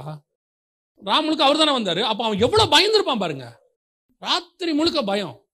அப்படி ஒரு பயந்த ஒரு வாழ்க்கை வாழ்ந்த ஒருத்தன் கர்த்தரோடு கூட நெருங்கி சஞ்சரிக்கிறவனா இருந்தான். அவன் எப்படிப்பட்டவனா இருந்தான்னா, தேவனை பூமியில இறக்குற அளவுக்கு இருந்தான். இறங்கி கர்த்தர் வந்து பேசுற அளவுக்கு இருந்தான். இன்னைக்கு நாம எப்படிப்பட்டவங்களா இருக்கிறோம்? ரொம்ப பிஸி, டைம் இல்ல, அப்படி இருக்கோம் இப்படி இருக்கோம், ஒரு காரணத்தை நம்ம சொல்லிட்டே இருக்கிறோம், இல்லையா? ஆனா ஆண்டவர் சொல்றாரு, இல்ல, நீ மகிமையின் மேல் மகிமை அடையணும். இப்ப நம்ம கிட்ட இருக்கிறது என்னன்னா, கொஞ்சம் ஒரு சின்ன சேஞ்ச் பண்ணணும் ஃபார்முலாவை, அவ்வளவுதான். ஃபர்ஸ்ட் லைனை செகண்ட் ஆக்கணும், செகண்ட் லைனை ஃபர்ஸ்ட் ஆக்கணும். என்ன ஆக்கணும் அப்படின்னு கேட்டீங்கன்னா, பொதுவாக இப்போ நம்ம என்ன செஞ்சுட்டு இருக்கிறோம் அப்படின்னா, வேலை பார்த்துட்டு நடுவில் ஆண்டவரை தேடுறோம். அதை அப்படியே சேஞ்ச் பண்ணணும், அவ்வளோதான். ஆண்டவரை தேடிட்டு நடுவில் வேலை பார்க்கணும், அவ்வளோதான், விஷயம் முடிஞ்சிருச்சு. ஏங்க இல்லைங்க, நாங்கள் வேலைக்கு தாங்க வந்தோம். நீங்கள் வேலைக்கு தாங்க வந்தீங்க, ஆனால் ஆண்டவர் கூட்டு வந்து வேலைக்கு கூட்டு வரல. அவரோடு கூட சஞ்சரிப்பதற்காக கூட்டிட்டு வந்தார், அவர் கூட இருக்கிறதுக்காக தான் கூட்டிட்டு வந்தார். அப்படி நீங்கள் அவரோடு கூட இருக்கும்போது இந்த வேலையும் நீங்கள் கூட பார்க்கலாம், இதையும் கர்த்தர் செய்வார். இப்போ தாவீது ராஜ்யபாரத்துல என்ன லா, என்ன வரி போட்டான், என்ன பண்ணா? எதுவுமே இருக்காது. அவன் பண்ண யுத்தங்கள் மட்டும் இருக்கும். காரணம், அது கர்த்தருடைய யுத்தம்னு பைபிள் சொல்லுது. தாவீது பண்ற ஒவ்வொரு யுத்தத்துக்கு பின்னாடி ஸ்பிரிச்சுவல் தாட் இருக்கு, அதனால யுத்தங்கள் வந்துடும். ஆனா தாவீது என்ன சாப்பிட்டான், தாவீது என்ன ட்ரெஸ் போட்டான், தாவீது என்ன ஷூ போட்டான், இருக்கா பைபிள்ல? இருக்காது. அவனுடைய ராஜ வாழ்க்கையை பத்தி எந்த விதமான பெட்ல படுத்து இருந்தாரு, அவர் அரண்மனை எப்படி, எதுவுமே இருக்காது. அவர் மச்சு பாய்ந்த வீட்டில் எப்படிப்பட்ட வீடு இருந்துச்சு, உள்ளுக்குள்ள நம்ம சொல்றோம்ல என்ன சோஃபா போட்டிருந்தோம், என்ன சேர், எதுவுமே இருக்காது. ஆனா எது இருக்குன்னு கேட்டீங்கன்னா, தாவீதுடைய ஸ்பிரிச்சுவல் லைஃப் அக்கு வேறு ஆணி வேறு அதுல இருக்கும். அவன் படுக்கையில கர்த்தரை எப்படி நினைச்சான், யுத்தத்துல எப்படி நினைச்சான், அதிகாலையில் எப்படி நினைச்சான், நடு இரவில் எப்படி நினைச்சான், எல்லாமே அங்க இருக்கும். வனாந்தரத்துல எப்படி துதிச்சான், எல்லாமே இருக்கும். அவரோட அர்த்தம் என்னன்னா, அவருடைய ஸ்பிரிச்சுவல் லைஃப்க்கு நடுவுல கொஞ்சம் வேர்ல்ட்லி லைஃபையும் பைபிள் பதிவு பண்ணியிருக்கு. இப்ப நமக்கு என்ன பிரச்சனை? வேர்ல்ட்லி லைஃபை ஃபுல்லா ஃபோக்கஸ் பண்ணிட்டோம். நம்ம ஃபோக்கஸிங் முழுக்க வேர்ல்ட்லி லைஃப், அதுக்கு நடுவுல கொஞ்சம் ஸ்பிரிச்சுவல் லைஃப். அந்த ஸ்பிரிச்சுவல் லைஃப்ல யூ ஆர் சாட்டிஸ்ஃபைட். அதான் இங்க முக்கியமே. திருப்தி அடைகிற சுபாவம் வந்துருச்சு. இப்ப மகிமையின் மேல் மகிமை அடையறதுக்கு பணத்தின் மேல் பணம் அடைகிறோம். பணக்காரனை விட இன்னும் பணக்காரன் ஆகணும்னு நினைக்கிறோம். ஆசீர்வாதத்தின் மேல் ஆசீர்வாதமா போகணும்னு நினைக்கிறோம். ஒரு வீடு இருந்தா 2 வீடு இருக்கணும்னு நினைக்கிறோம். இது எங்க? உலக வேலைக்கு நம்ம இம்பார்ட்டன்ஸ் கொடுத்துட்டு நடுவுல ஸ்பிரிச்சுவாலிட்டிக்கு கொடுத்தா நம்ம விளைவு. இதுவே நீங்கள் தேவனுக்கு இம்பார்ட்டன்ஸ் கொடுத்துட்டு அதுக்கு நடுவுல வேலைக்கு முக்கியத்துவத்தை கொடுங்க, நீங்கள் மகிமையின் மேல் மகிமை அடைகிற ஸ்தானத்துக்குள்ள வந்துருவீங்க தானாவே. சோ வேர்ல்ட்லியா கான்சென்ட்ரேஷன் அதிகமாகி ஸ்பிரிச்சுவல் கான்சென்ட்ரேஷன் குறைஞ்சிருச்சு. அதனால இப்ப நான் மகிமையின் மேல் மகிமை அடையறதுக்கு பதிலாக உலகத்துல மேன்மை அடைகிறது எப்படி, பணக்காரனாவது எப்படி, இன்னும் உயர்வது எப்படி, இன்னும் வீடு கட்டுவது எப்படி, இன்னும் ஆசீர்வாதமா இருப்பது எப்படி, என் தாட்டு முழுக்க அதிலே போயிருச்சு. இப்ப நான் என்ன ஆகல, மறுரூபம் ஆகவே இல்லை, ஸ்டார்ட்டே ஆகல, எனக்கு இன்னும் சேஞ்சஸே வரல. இன்னும் அது கொஞ்சம் கொஞ்சமா வந்திருக்குது. ஒரு என்ன சொல்றது, +2 படிக்கும் போது நீங்க ரிங்காரங்க ரோசஸ் பாடி இருந்தா எப்படி இருக்கும்?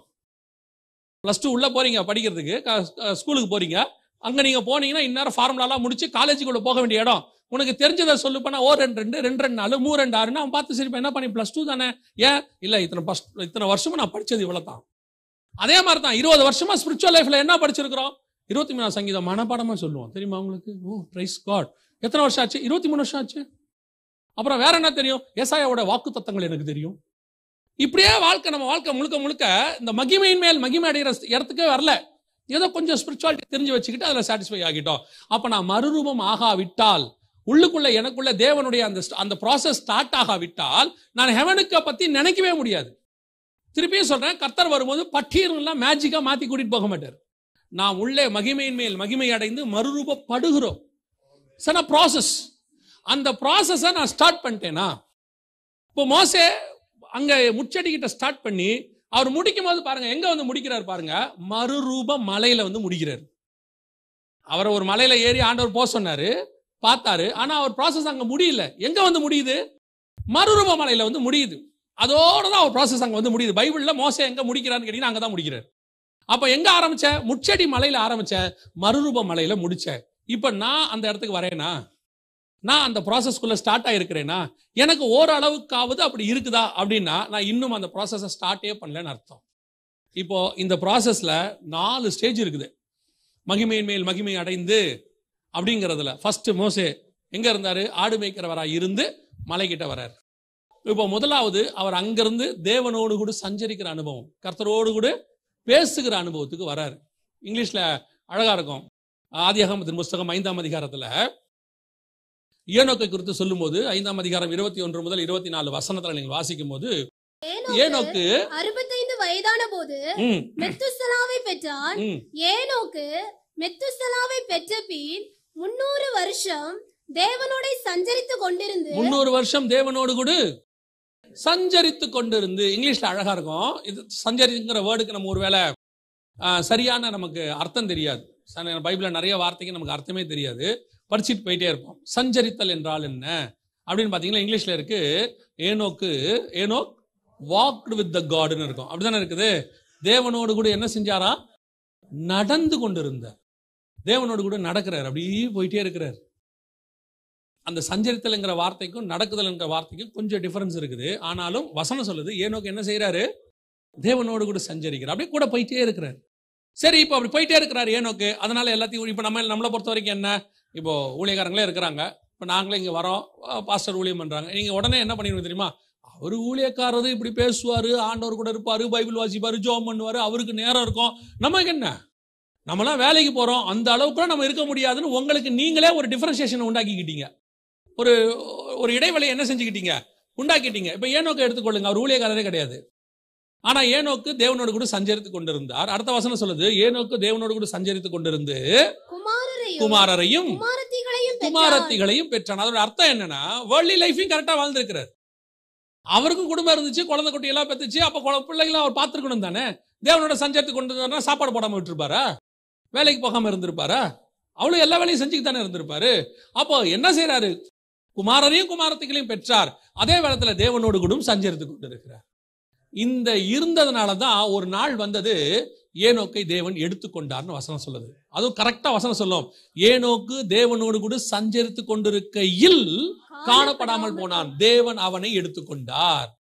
அப்ப நான் எடுத்துக்கொள்ளப்படுதல்ல பிரவேசிக்கணும். 1 தெசலோனிக்கேயர் 4:16-17 எடுத்துக்கொள்ளப்படுறவன் தான் மறுரூபமாக்கப்படுவான். அப்ப மறுரூபமானதான் எடுத்துக்கொள்ளப்பட முடியும். அப்படி இருக்கிற நான், அதோட முதல் ப்ராசஸ் என்ன? மகிமையின் மேல் மகிமை அடையறதோட முதல் ப்ராசஸ் என்ன? தேவனோடு கூட நடக்கிறவனாக சஞ்சரிக்கிறவனாக காணப்பட வேண்டும். எப்ப காணப்படணும்? உலக வேலை செஞ்சுக்கிட்டே தான் செய்யணும். நான் தேவனோட சஞ்சரிக்கிறேன்றதுனால அவருக்கு என்னங்க, மோசே மலைக்கு மேல போயிட்டாரு. மோசே 40 நாள் தான் மலைக்கு மேல போனாரு, மிச்சம் 325 நாள் இங்கதான் இருந்திருப்பாரு. 365 நாள் 40 நாள் போயிட்டாரு. அடுத்த 320 நாள் எங்கதான் இருக்கணும்? ஜனங்களோட தான் இருக்கணும். அவர் குடும்பத்தையும் பார்க்கணும். அவங்க மாமனாரும் வருவார், ஊர்ல இருந்து எத்திரோ வருவாரு. அவரு கூட உட்காந்து அவர் உட்காந்து ஒரு ஆலோசனை வேற கொடுப்பாரு, அதையும் கேட்கணும். ஆலோசனை சொல்லிட்டு அவரு போயிருவாரு, அதை இங்க அவர் இம்ப்ளிமெண்ட் பண்ணணும். இது இல்லாம அவன் காலையில் ஆரம்பிச்சு நைட்டு வரைக்கும் பஞ்சாயத்து பண்ணிட்டு இருக்கிறான், உட்காந்து பேசிக்கிட்டே இருக்கிறாரு. அவர் ஒன்றும் மற்ற வேலையை பார்க்காமே இல்லை. இவைகளுக்கு நடுவுல அவர் தேவனோடு கூட சஞ்சரித்து கொண்டிருந்தார். அப்ப நான் மறுரூபமாக வேண்டும் என்றால் முதல்ல எனக்குள்ள இருக்க வேண்டியதான ப்ராசஸ்ல ஃபர்ஸ்ட் பாயிண்ட் என்ன? I want to walk with the God. தேவனோடு கூட சஞ்சரிக்கிற அனுபவம் அது இருக்குதா? இப்போ நம்ம ஏற்கனவே பார்த்தோம், தாவீது அவ்வளோ பெரிய யுத்தம் பண்ணக்கூடியவர். கர்த்தரை எப்பொழுதும் எனக்கு முன்பாக வைத்திருக்கிறேன். இயேசு கிறிஸ்து சொல்றாரு, யோவான் எழுதின சுவிசேஷம் 8ஆம் அதிகாரம் 29வது வசனத்தை வாசிங்க பார்ப்போம். என்னை அனுப்பினவர் என்னுடனே கூட இருக்கிறார். என்னை அனுப்பினவர் என்னோட கூட இருக்கிறார். பிரியமானவைகளை நான் எப்பொழுதும் செய்கிறபடியால் அவர் என்னை தனியே இருக்க விடவில்லை என்றார். அப்ப இவர் எப்படி இருக்கிறார்? தேவனோடு கூட சஞ்சரிச்சுட்டே இருக்கிறார், கூடவே இருக்கிறார். அவருக்கு பிரியமானதை மட்டும் செஞ்சுக்கிட்டே இருக்கிறார். இப்ப யோசிச்சு பாருங்க, இயேசு கிறிஸ்துவுக்கு 33 வயசு தான். உலகத்தின் பாவத்தை மொத்தம் சுமந்து தீர்க்கணுங்கிறது அவர் பிறக்கும் போதே எழுதியாச்சு, இதோ ரட்சகர் பிறந்திருக்கிறாருன்னு. ஆனா 30 வருஷம் அவர் வீட்டில தான் இருந்திருக்கிறாரு. 3.5 வருஷம் தான் மினிஸ்ட்ரி பண்ணியிருக்கிறார். அவர் வீட்டை பார்க்காம இருந்தாரு, வீட்டை கவனிக்காம இருந்தாரு, எதுவுமே சொல்லப்படாது. அவர் தாமே நம்மை போல எல்லா விதத்திலும் சோதிக்கப்பட்டு 1.5 வயசு 2 வயசு இருக்கும்போது அவர் எகிப்துல இருந்து நாசரேத்துக்கு கூட்டிட்டு வராங்க. வந்தவர் திருப்பி மினிஸ்ட்ரிக்கு வர வரைக்கும் எங்க தான் இருந்தாரு? நாசரேத்துல தான் இருந்தாரு. அதனாலதான் வசனம் சொல்லுது, நாசரேத்துல இருந்து நன்மை தோன்றுமோ. 30 வருஷத்துக்கிட்ட நாசரேத்துல ஏறக்குறைய இருந்திருக்கிறார். அங்கே இருந்து எல்லா பாடுகளையும் அனுபவிச்சு குடும்பத்தை பார்த்து எல்லாம் பண்ணிட்டு அப்புறம் தான் மினிஸ்ட்ரிக்கு வர்றாரு. இங்க வரும்போது சொல்றாரு, பிதா என்னை தனியே இருக்க விடுகிறது இல்லை, என்னை அனுப்பினவர் என்னோடு கூட இருக்கிறார். சார் நடுவில் அவங்க அம்மா வந்தாங்க, அதெல்லாம் அம்மா அவர்களோட ஓடி போச அப்படின்னு சொல்லல. நம்ம அதை தப்பாவே புரிஞ்சுக்கிறோம். கானா ஒரு கல்யாணத்துல ஸ்திரீன்னு கூப்பிட்டாரு. அந்த அற்புதம் முடியும் போது பாருங்க, வசனம் சொல்லுது, அவர் தன் தாயாகிய மரியாளோடும் தன் சகோதரரோடு கூட இன்னும் சில காலம் அந்த பட்டணத்திலே தங்கி இருந்தார்னு இருக்கு. எனக்கு என்ன கணம் கொடுக்கணுமோ எல்லா கணத்தையும் கொடுத்திருக்கிறார், என்ன கவனிக்கணுமோ எல்லாம் கவனிச்சிருக்கிறார். இதை விட்டுருங்க, 3.5 வருஷம் 12 பேருக்கு சாப்பாடு போட்டிருக்கிறாரு. எவ்வளவு பெரிய விஷயம் பாருங்க. நம்ம 3 பேருக்கு சாப்பாடு போடுறோம், 4 பேருக்கு சாப்பாடு போடுறோம் ஃபேமிலியில. இதுக்கே நம்ம ஒரு பெரிய ப்ராசஸா பேசுறோம் இல்ல. இயேசுநாதர் 12 பேருக்கு சாப்பாடு போட்டிருக்காரு. இன்னும் நிறைய பேர் கூட இருந்திருக்கிறாங்க. அபிஷியலா 12, கணக்கு வழக்கலாம கூட நிறைய பேர் இருந்திருக்கிறாங்க. அத்தனை பேரையும் கவனிச்சிருக்கிறாரு. இவ்வளவு ப்ராசஸ் நடந்திருக்குது. ஒரு இடத்துல சொல்றாங்க, டாக்ஸ் கட்டத்துக்கு காசு இல்ல ஆண்டவரே, டாக்ஸ் கட்ட மாட்டீங்களான்னு கேட்கறாங்க. ஒரு மிராக்கிள் சொல்றாரு, போய் எடுத்துக்கோ, மீன் வாயில இருக்க போய் டாக்ஸை கட்டிடு, உனக்கும் கட்டி எனக்கும் கட்டு, அந்த வேலையை பாரு. கட்ட வேண்டிய டாக்ஸும் கரெக்டா கட்டி இருக்கிறாரு. அவர் ஒன்றும் டாக்ஸ் கட்டாம ஏமாத்துறவர் கிடையாது. தேவனுக்குரிய தேவனுக்கும் ராயனுக்குரிய ராயனுக்கும் வேர்ல்டியா வாழ வேண்டிய காரியத்தை எல்லாம் சரியா செஞ்சிருக்கிறாரு. கட்ட வேண்டிய டாக்ஸை கட்டி இருக்கிறாரு, பார்க்க வேண்டிய அம்மாவை போய் பார்த்திருக்கு, வந்த அம்மாவை பார்க்கிறாரு, எல்லாம் செய்யறாரு. ஆனால் பிதாவை அவர் தனியே இருக்க விடுகிறதில்லை. பிதாவோடு சஞ்சரிக்கிறதுலையும் கரெக்டா இருந்திருக்கிறார். இன்னைக்கு நாம ஒரு வேலை பார்க்க ஆரம்பிச்ச உடனே இந்த ப்ராசஸையே ஸ்டாப் பண்ணுவோம். இருக்கிற பிரச்சனையில எங்கெங்க ஜெபம் பண்றது, பைபிள் வாசிக்கிறது, பயங்கர டென்ஷனா போயிட்டு இருக்கு லைஃப். நம்ம சொல்லிக்கிறோம்ல, ஆண்டவர் சொல்றாரு இது இப்படித்தான் இருக்கும். ஆனால் இதற்கு நடுவில் நீ தேவனோடு கூட சஞ்சரிக்கிற ஒரு அனுபவத்துக்கு வரணும். இந்த அனுபவம் தான் நீங்கள் மறுரூபமாகிறதுக்கான ஃபர்ஸ்ட் ப்ராசஸ். இதுதான் மோசே தேவனோடு கூட மேல இருக்க இருக்க இருக்க அந்த பிரகாசம் அவர் மேல் வந்ததுன்னு இருக்கு. எவ்வளவுக்கு எவ்வளவு காடோட நடக்கிறோமோ அவ்வளவுக்கு அவ்வளவு மறுரூபமாகிற ப்ராசஸ்ல நம்ம ஸ்டார்ட் பண்ணிட்டோம்னு அர்த்தம். வேற ஒண்ணும் இல்ல, நீங்க தேவனோடு கூட சஞ்சரிக்கணும், அவ்வளவுதான். தேவனை பத்தின சிந்தனை, தேவனை பத்தின பேச்சு, தேவனை பத்தின ஒரு பாட்டு, அவரை பத்தின ஒரு வசனம், ஏதோ ஒண்ணு மைண்ட்ல, வேற ஏதோ ஒண்ணு ஓட போதில்ல, அதுக்கு பதிலாக இதை ஓட்டுங்க. இப்ப நீங்க என்ன செய்ய போறீங்க? ஊர்ல அந்த பிரச்சனை சொல்றாங்க, இந்த பிரச்சனை சொல்றாங்க, அந்த பிரச்சனை இந்த பிரச்சனையை நீங்க சால்வ் பண்ணதை விட நீங்க தேவனோட சஞ்சரிங்க. தேவன் அந்த பிரச்சனையை சால்வ் பண்ண வல்லமை உள்ளவராய் இருக்கிறார். அவ்வளவுதான், வெரி சிம்பிள். இப்ப 5 லட்சம் பேருக்கு கிட்டத்தட்ட ஒரு என்ன சொல்றது, மோசே கூட வந்தவங்க 10 லட்சம் 20 லட்சம் பேர் இருக்காங்க, பெண்கள் குழந்தைகள் எல்லாம் சேர்த்து. அத்தனை பேருக்கு சாப்பாடு இல்ல. மோசே கவலைப்பட்டு என்ன பண்ணுவாரு? அவர்கிட்ட இப்ப மோசையால முடியுமா? ஏதோ பண்ண முடியுமா? ஒண்ணும் பண்ண முடியாது. அவன் கத்துறான், 2ஆம் மாசம் 15ஆம் தேதி எங்களுக்கு சாப்பாடு இல்லைங்கிறான். யாத்திராகமம் 16ல என்ன பண்ணிட்டீங்க, இப்ப எங்களுக்கு சாப்பாடு இல்லாம நாங்க என்ன பண்ண போறோம்? எல்லாம் கேட்கலாம். இப்படி பார்த்துக்கிட்டே இருக்கிறாரு. ஆண்டவரே, என்ன இந்த ஜனங்க இப்படி பண்றாங்களே, என்ன பண்ண போற மோசே? ஒன்னும் பண்ண வேணாம், நீ நாளைக்கு காலையில் எல்லாருக்கும் மன்னா வரும்னு சொல்லிடு. காலையில மன்னா வரும், சாயங்காலம் இறைச்சி வரும், எடுத்துக்க சொல்லு. மார்னிங்ல வெஜிடேரியன், நைட்ல நான் வெஜிடேரியன், எடுத்துக்க சொல்லு அப்படின்ட்டாரு. இப்ப மோசே கவலைப்பட்டாரா? ஒரு இடத்துல ஆண்டவர்கிட்ட வந்து மோசே போய் சொல்லுவாரு, ஆண்டவரு, இந்த ஜனங்கிட்ட என்ன புடிச்சு கொடுத்துட்டீங்களே, பின்னாடி பார்வோன் துரத்துறா, முன்னாடி செங்கல் இருக்குது. ஆண்டவர் என்ன வார்த்தை சொல்லுவார்னா, நீ என்னிடத்தில் முறையிடுகிறது என்ன? நீ எங்கிட்ட முறையிட்டு பின்ன யாருகிட்ட போய் முறையிட சொல்றீங்க? உன் கோலை தூக்கி கடல் மேல காட்டு, விஷயத்தை பாரு, கடல் பழக்கம், நீங்க போயிட்டே இரு. ஆல்ரெடி ப்ராசஸ் முடிஞ்சிடுச்சுப்பா, நீ எங்கிட்ட வந்து ஏன் பேசிட்டு இருக்கிற? உன் கோலை தூக்கி கடல் மேல் போடு. தேவ நாமத்துல பிழக்கம். சோ காட் நமக்கு தேவையான பிரச்சனைகளுக்கான எல்லா விடுவித்தையும் ஏற்கனவே ரெடி பண்ணி வச்சுட்டார். நீங்க கவலைப்பட்டாலும் கவலைப்படா விட்டாலும் அந்த பிரச்சனைக்கு நடுவுல நம்ம ஆண்டவர் கடத்தி கொண்டு போய் காப்பாத்தி அக்கறை சேர்த்துற போறார். இதுல ஏன் நீங்க அந்த பிரச்சனையை பார்த்துக்கிட்டு கடவுள்கிட்ட போறதை விட்டுறீங்க? கொண்டு வந்த தேவனுக்கு நம்ம திருப்பி என்ன பண்ண வேண்டும் என்பது திட்டம் ஆண்டவற்றில் இருக்கிறது. பட் நம்முடைய வேலை அவரோடு கூட சஞ்சரிப்பது. கவனிச்சு கொள்ளுங்க, உங்கள் பிரச்சனையை நீங்கள் சுமந்தாலும் சரி, கர்த்தர் மேல் வைத்து விட்டாலும் சரி, ஆனா வச்சிட்டீங்கன்னா ஆண்டவர் உங்கள் பிரச்சனையை சால்வ் பண்ண வல்லமை உள்ளவர். நம்ம வேற வேலையை பார்க்கலாம், தேவனோடு கூட சஞ்சரிக்கிற வேலையை பார்க்கலாம். அல்லேலூயா. இப்ப தேவனோடு கூட சீஷர்கள் நடந்துகிட்டே இருக்காங்க. சரி, இப்ப இவங்க எல்லாம் மறுரூம் ஆயிட்டாங்களா? இவங்க எல்லாம் மோசே மாதிரி மகிமை இவங்க மேல வந்துச்சானா? என்ன செய்யல, வரல. இவங்களுக்குள்ள அந்த சாயலே வரல. இப்போ ஆண்டவர் இன்னொரு வார்த்தை ஒன்று சொல்றாரு.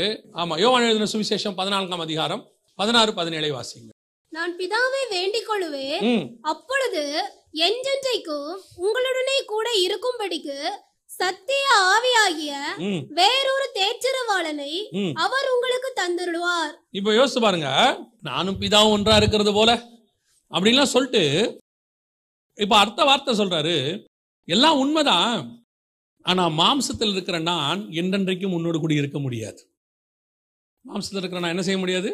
என்றென்றைக்கும் உயிரோடு கூட இருக்க முடியாது. நான் என்ன பண்றேன், என்றென்றைக்கும் உன் கூட இருக்கக்கூடியதான ஒரு ஆளை உனக்கு அனுப்புறேன். அந்த வசனம் திருப்பி வாசிங்க. 14ஆம் அதிகாரம் 16வது வசனத்தை வாசிங்க. நான் பிதாவை வேண்டிக் கொள்ளுவேன், அப்பொழுது என்றென்றைக்கும் உங்களுடனே கூட இருக்கும்படிக்கு சத்திய ஆவியாகிய வேறொரு தேற்றரவாளனை அவர் உங்களுக்கு தந்தருள்வார். உலகம் அந்த சத்திய ஆவியானவரை காணாமலும் அறியாமலும் இருக்கிறபடியால் அவரை பெற்றுக்கொள்ள மாட்டாது. அவர் உங்களுடனே வாசம் பண்ணி உங்களுக்குள்ளே இருப்பதால், உங்களுக்கு உள்ளே இருப்பதால் நீங்கள் அவரை அறிவீர்கள். இப்ப ஆவியானவர் எங்க வந்துருவாரு? உள்ள வந்துருவாரு. இவர் வந்து என்ன பண்ணுவாருன்னு கேட்டீங்கன்னா, அந்த மகிமை மேல் மகிமை அடைகிற ப்ராசஸினுடைய 2வது ஸ்டேஜ்.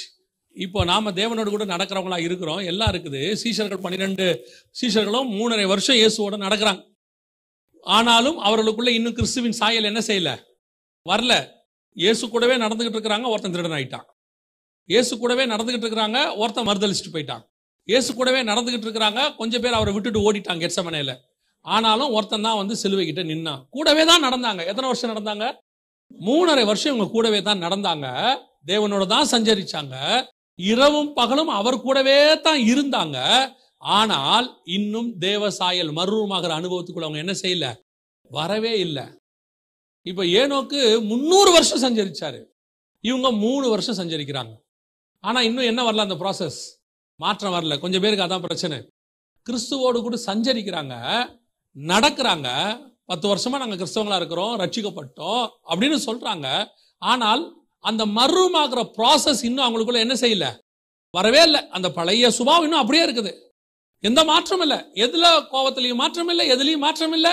சில வந்து சாட்சி சொல்லுவாங்க, அவங்க ரட்சிக்கப்பட்டேன்னு சொல்றாங்க, ஆனா அவங்களுக்குள்ள என்ன இல்லை, எந்த மாற்றம் இல்லை, பழையபடியே தான், அப்படியே தான் இருக்கிறாங்க.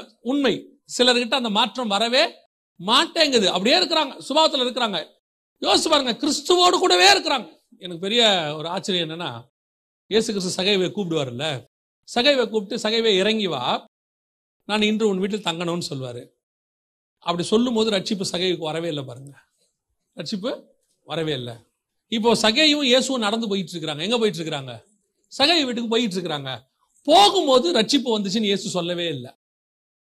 சொன்னாரா, வா சகைவுக்கு ரட்சிப்பு வந்துச்சு சொன்னாரா? இல்ல. இயேசு கூட நடந்தாலும் என்ன வரல, ரட்சிப்பு வரல. இப்போ ஒரு இடத்துல சகைவு சொல்றாரு, நான் அநியாயமாய் வாங்கி இருப்பேனால் நாளத்தனியாய் திருப்பி தந்துடுறேன், பாதி வித்து தரித்திரருக்கு கொடுத்துறேன். இப்ப கர்த்தர் சொல்றாரு, இந்த வீட்டுக்கு ரட்சிப்பு வந்தது. ரட்சிப்பு எப்ப வருது? இயேசு பேர் சொல்லி கூப்பிட்டதுனால மட்டும் ரட்சிப்பு வரல, இயேசு கூட நடந்து போயிட்டு இருக்கிறதுனால மட்டும் ரட்சிப்பு வரல. உனக்குள்ளே மாற்றம் எப்பொழுது வந்து நீ மறுரூபமாக தொடங்குறையோ அப்பொழுது ரட்சிப்பு வருகிறது. அதுதான் முக்கியம். எத்தனை வருஷம் நீ கிறிஸ்தவனா இருக்கிறன்றது முக்கியம் இல்லை, எத்தனை வருஷம் சர்ச்சுக்கு வரீங்கன்றது முக்கியம் இல்லை. இப்ப ஆவியானவர் உங்களுக்குள்ளே வந்து அந்த மாற்றத்தை தொடங்கி இருக்கிறாராங்கிறதான் கேள்வி. ஏன்னா ஆவியானவர் வந்து என்ன செய்வாரு, மாம்சத்தின்படி இருந்த கிறிஸ்துவின்படி உங்களை மாத்த மாட்டாரு, ஆவியின்படி இருக்கிற கிறிஸ்துவை போல உங்களை மாத்துவார். அந்த இப்ப இயேசு எப்படி இருக்கிறாரோ அப்படி உங்களை மாத்துவார். அதுதான் 2வது ப்ராசஸ். நாம சர்ச்சுக்கு வந்தோம், தேவனோட இருக்கிறோம், சர்ச்சில் இருக்கிறோம், இது மட்டும் பத்தாது. உங்களை என்னையும் மாத்துறதுக்கு இன்னொரு ப்ராசஸ் இருக்கு. பரிசுத்த ஆவியானவர் உங்களுக்குள்ளே வருகிறார், வந்து உங்களுக்குள்ள என்ன செய்யறாரு, அந்த மாற்றத்தை கொண்டு வருகிறார். இந்த பரிசுத்த ஆவியானவர் 2ஆம் அதிகாரத்துல யோவான் மேல வந்து இறங்குறார். 120 பேர் மேல இறங்குறார், நம்ம எல்லாம் பாக்குறோம், தெரியும். யோவான் மேல வந்து இறங்குறாரு. ஆனா அந்த இது ஒரு ப்ராசஸ். இந்த பரிசுத்த ஆவி வந்து இறங்குறாருல, இது ஒரு ப்ராசஸ். ஆனால் இந்த ப்ராசஸ் உடைய இன்னொரு முடிவு இருக்குது. அது என்ன தெரியுமா? வாசிங்க, வெளிப்படுத்தின விசேஷம் 4ஆம் அதிகாரம் 2வது வசனத்தை வாசி. உடனே ஆவிக்குள்ளானேன், இதோ வானத்தில் ஒரு சிங்காசனம் வைக்கப்பட்டிருந்தது, அந்த சிங்காசனத்தின் மேல் ஒருவர் வீற்றிருந்தார். உடனே என்ன ஆனேன்? ஆவிக்குள்ளாகிறதுனா என்ன? 2ஆம் அதிகாரம் அப்போஸ்தலர் நடபடிகளிலேயே பரிசுத்த ஆவியானவர் எங்க வந்துட்டாரு? யோவான் மேல வந்துட்டாரு. அவங்க அந்நிய பாஷை பேசிட்டாங்க, அங்க இருக்கிறவங்க எல்லாம் பார்த்துட்டாங்க, எல்லாம் உண்மை, பரிசுத்த ஆவியில நிரம்பிட்டாங்க, மாற்று கருத்தும் இல்லை. ஆனால் பரிசுத்த ஆவியில் நிரம்புவது முக்கியம் அல்ல, நீ அடுத்த ப்ராசஸ். பரிசுத்த ஆவி உனக்குள் வந்தது ஒரு காலம், நீ ஆவிக்குள் ஆகிறது அந்த ப்ராசஸினுடைய அடுத்த ப்ராஜெக்ட். நான் ஆவிக்குள்ள பரிசுத்த ஆவி வந்துட்டார் ஒரு சாட்டிஸ்ஃபேக்ஷன். இப்ப அடுத்த சாட்டிஸ்ஃபேக்ஷன் என்னது? நான் 10 வருஷத்துக்கு முன்னாடி அபிஷேகம் பெற்றேன். அப்படியா? Very good. அப்புறம் அவ்வளவுதான். வேற என்ன? சர்ச்சைக்கு வந்தோம், ரட்சிக்கப்பட்டோம், ஞானஸ்நானம் எடுத்தோம், அபிஷேகம் பெற்றோம், வேற அவ்வளவுதான். நம்ம அதுக்கு மேல அடுத்த ப்ராசஸ்க்கே போல. அடுத்த இப்ப என்ன இருக்குது? என் மாம்சத்துக்குள்ள இருந்து ஆவியானவர் என்ன பண்ணிட்டு இருக்கிறாரு? மாத்திக்கிட்டே இருக்கிறாரு. மாத்துறாரு 20 வருஷமா மாத்துறாரு, 30 வருஷமா மாத்துறாரு. சில ஆட்களை உள்ள என்ன செய்யுது? உள்ள மாத்தவே முடியல சிலரை. அப்படியே இருக்குது. இப்போ பவுலுக்கு கூட தேமான்னு ஒருத்தர் இருந்தார், உங்க எல்லாருக்கும் தெரியும். தேமா பிரபஞ்சத்தின் மேல் ஆசை வைத்து என்னை விட்டு போனான். அப்ப என்ன அர்த்தம்? ஆவியானவர் வந்தாரு, உலகத்தை வெறுத்தான், எல்லாம் நடந்துச்சு, உண்மைதான். ஆனால் அவனுக்குள் முழுமையான மாற்றம் வரவே இல்லை. ஏன்னா ஆவி அவனுக்குள்ள இருந்து கிரியை செஞ்சுக்கிட்டே இருந்தாரு. ஒரு நாள் மாம்சத்துல ஓடிட்டான் அவன். ஆவியானவர் வார்த்தைக்கு செவி கொடுக்காம ஓடிட்டான். இப்போ அனனியா சப்பீரால் கதை நமக்கு எல்லாருக்கும் தெரியும். வந்தாங்க, எல்லாத்தையும் வித்தாங்க. இப்ப வித்து ஒரு பங்கை வச்சுக்கிட்டாங்க, ஒரு பங்கு கொடுத்துட்டாங்க. இப்போ விற்க கூடியதான அந்த மனநிலையை அவங்களுக்குள்ள கொண்டு வந்தது யாரு? ஆவியானவர் தான் கொண்டாந்தார். உலகத்தை வெறுத்தோம், எல்லாத்தையும் வித்துறணும், நாம உலகத்தை வெறுத்து சிலுவை எடுத்துக்கிட்டு அப்போஸ்தலர் பின்னாடி போயிடணும்னு விக்கிற மனநிலையை கொடுத்தது யாரு?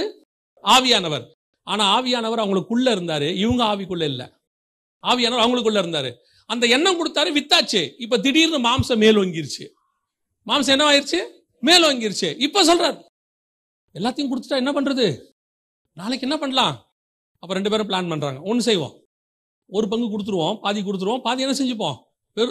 அப்ப ஆவி முழுசையும் கொடுக்க சொல்லுச்சு, மாம்சம் கொஞ்சம் வச்சுக்க சொல்லுச்சு. அது கூட வேற விஷயம் இல்லை, கேட்ட உடனே உண்மையை சொல்லி தான் கதை முடிஞ்சிச்சு. இப்போ அதை வந்த உடனே மாம்சம் அடுத்து பொய் சொல்ல சொல்லுச்சு. இப்போ இவங்களுக்குள்ள யார் இருக்கிறது? ஆவியானவர் இருக்கிறாரு, உணர்த்துவாரு. ஆனா மனசாட்சியில் சூடு உண்டவங்களா மாறிடுவாங்க.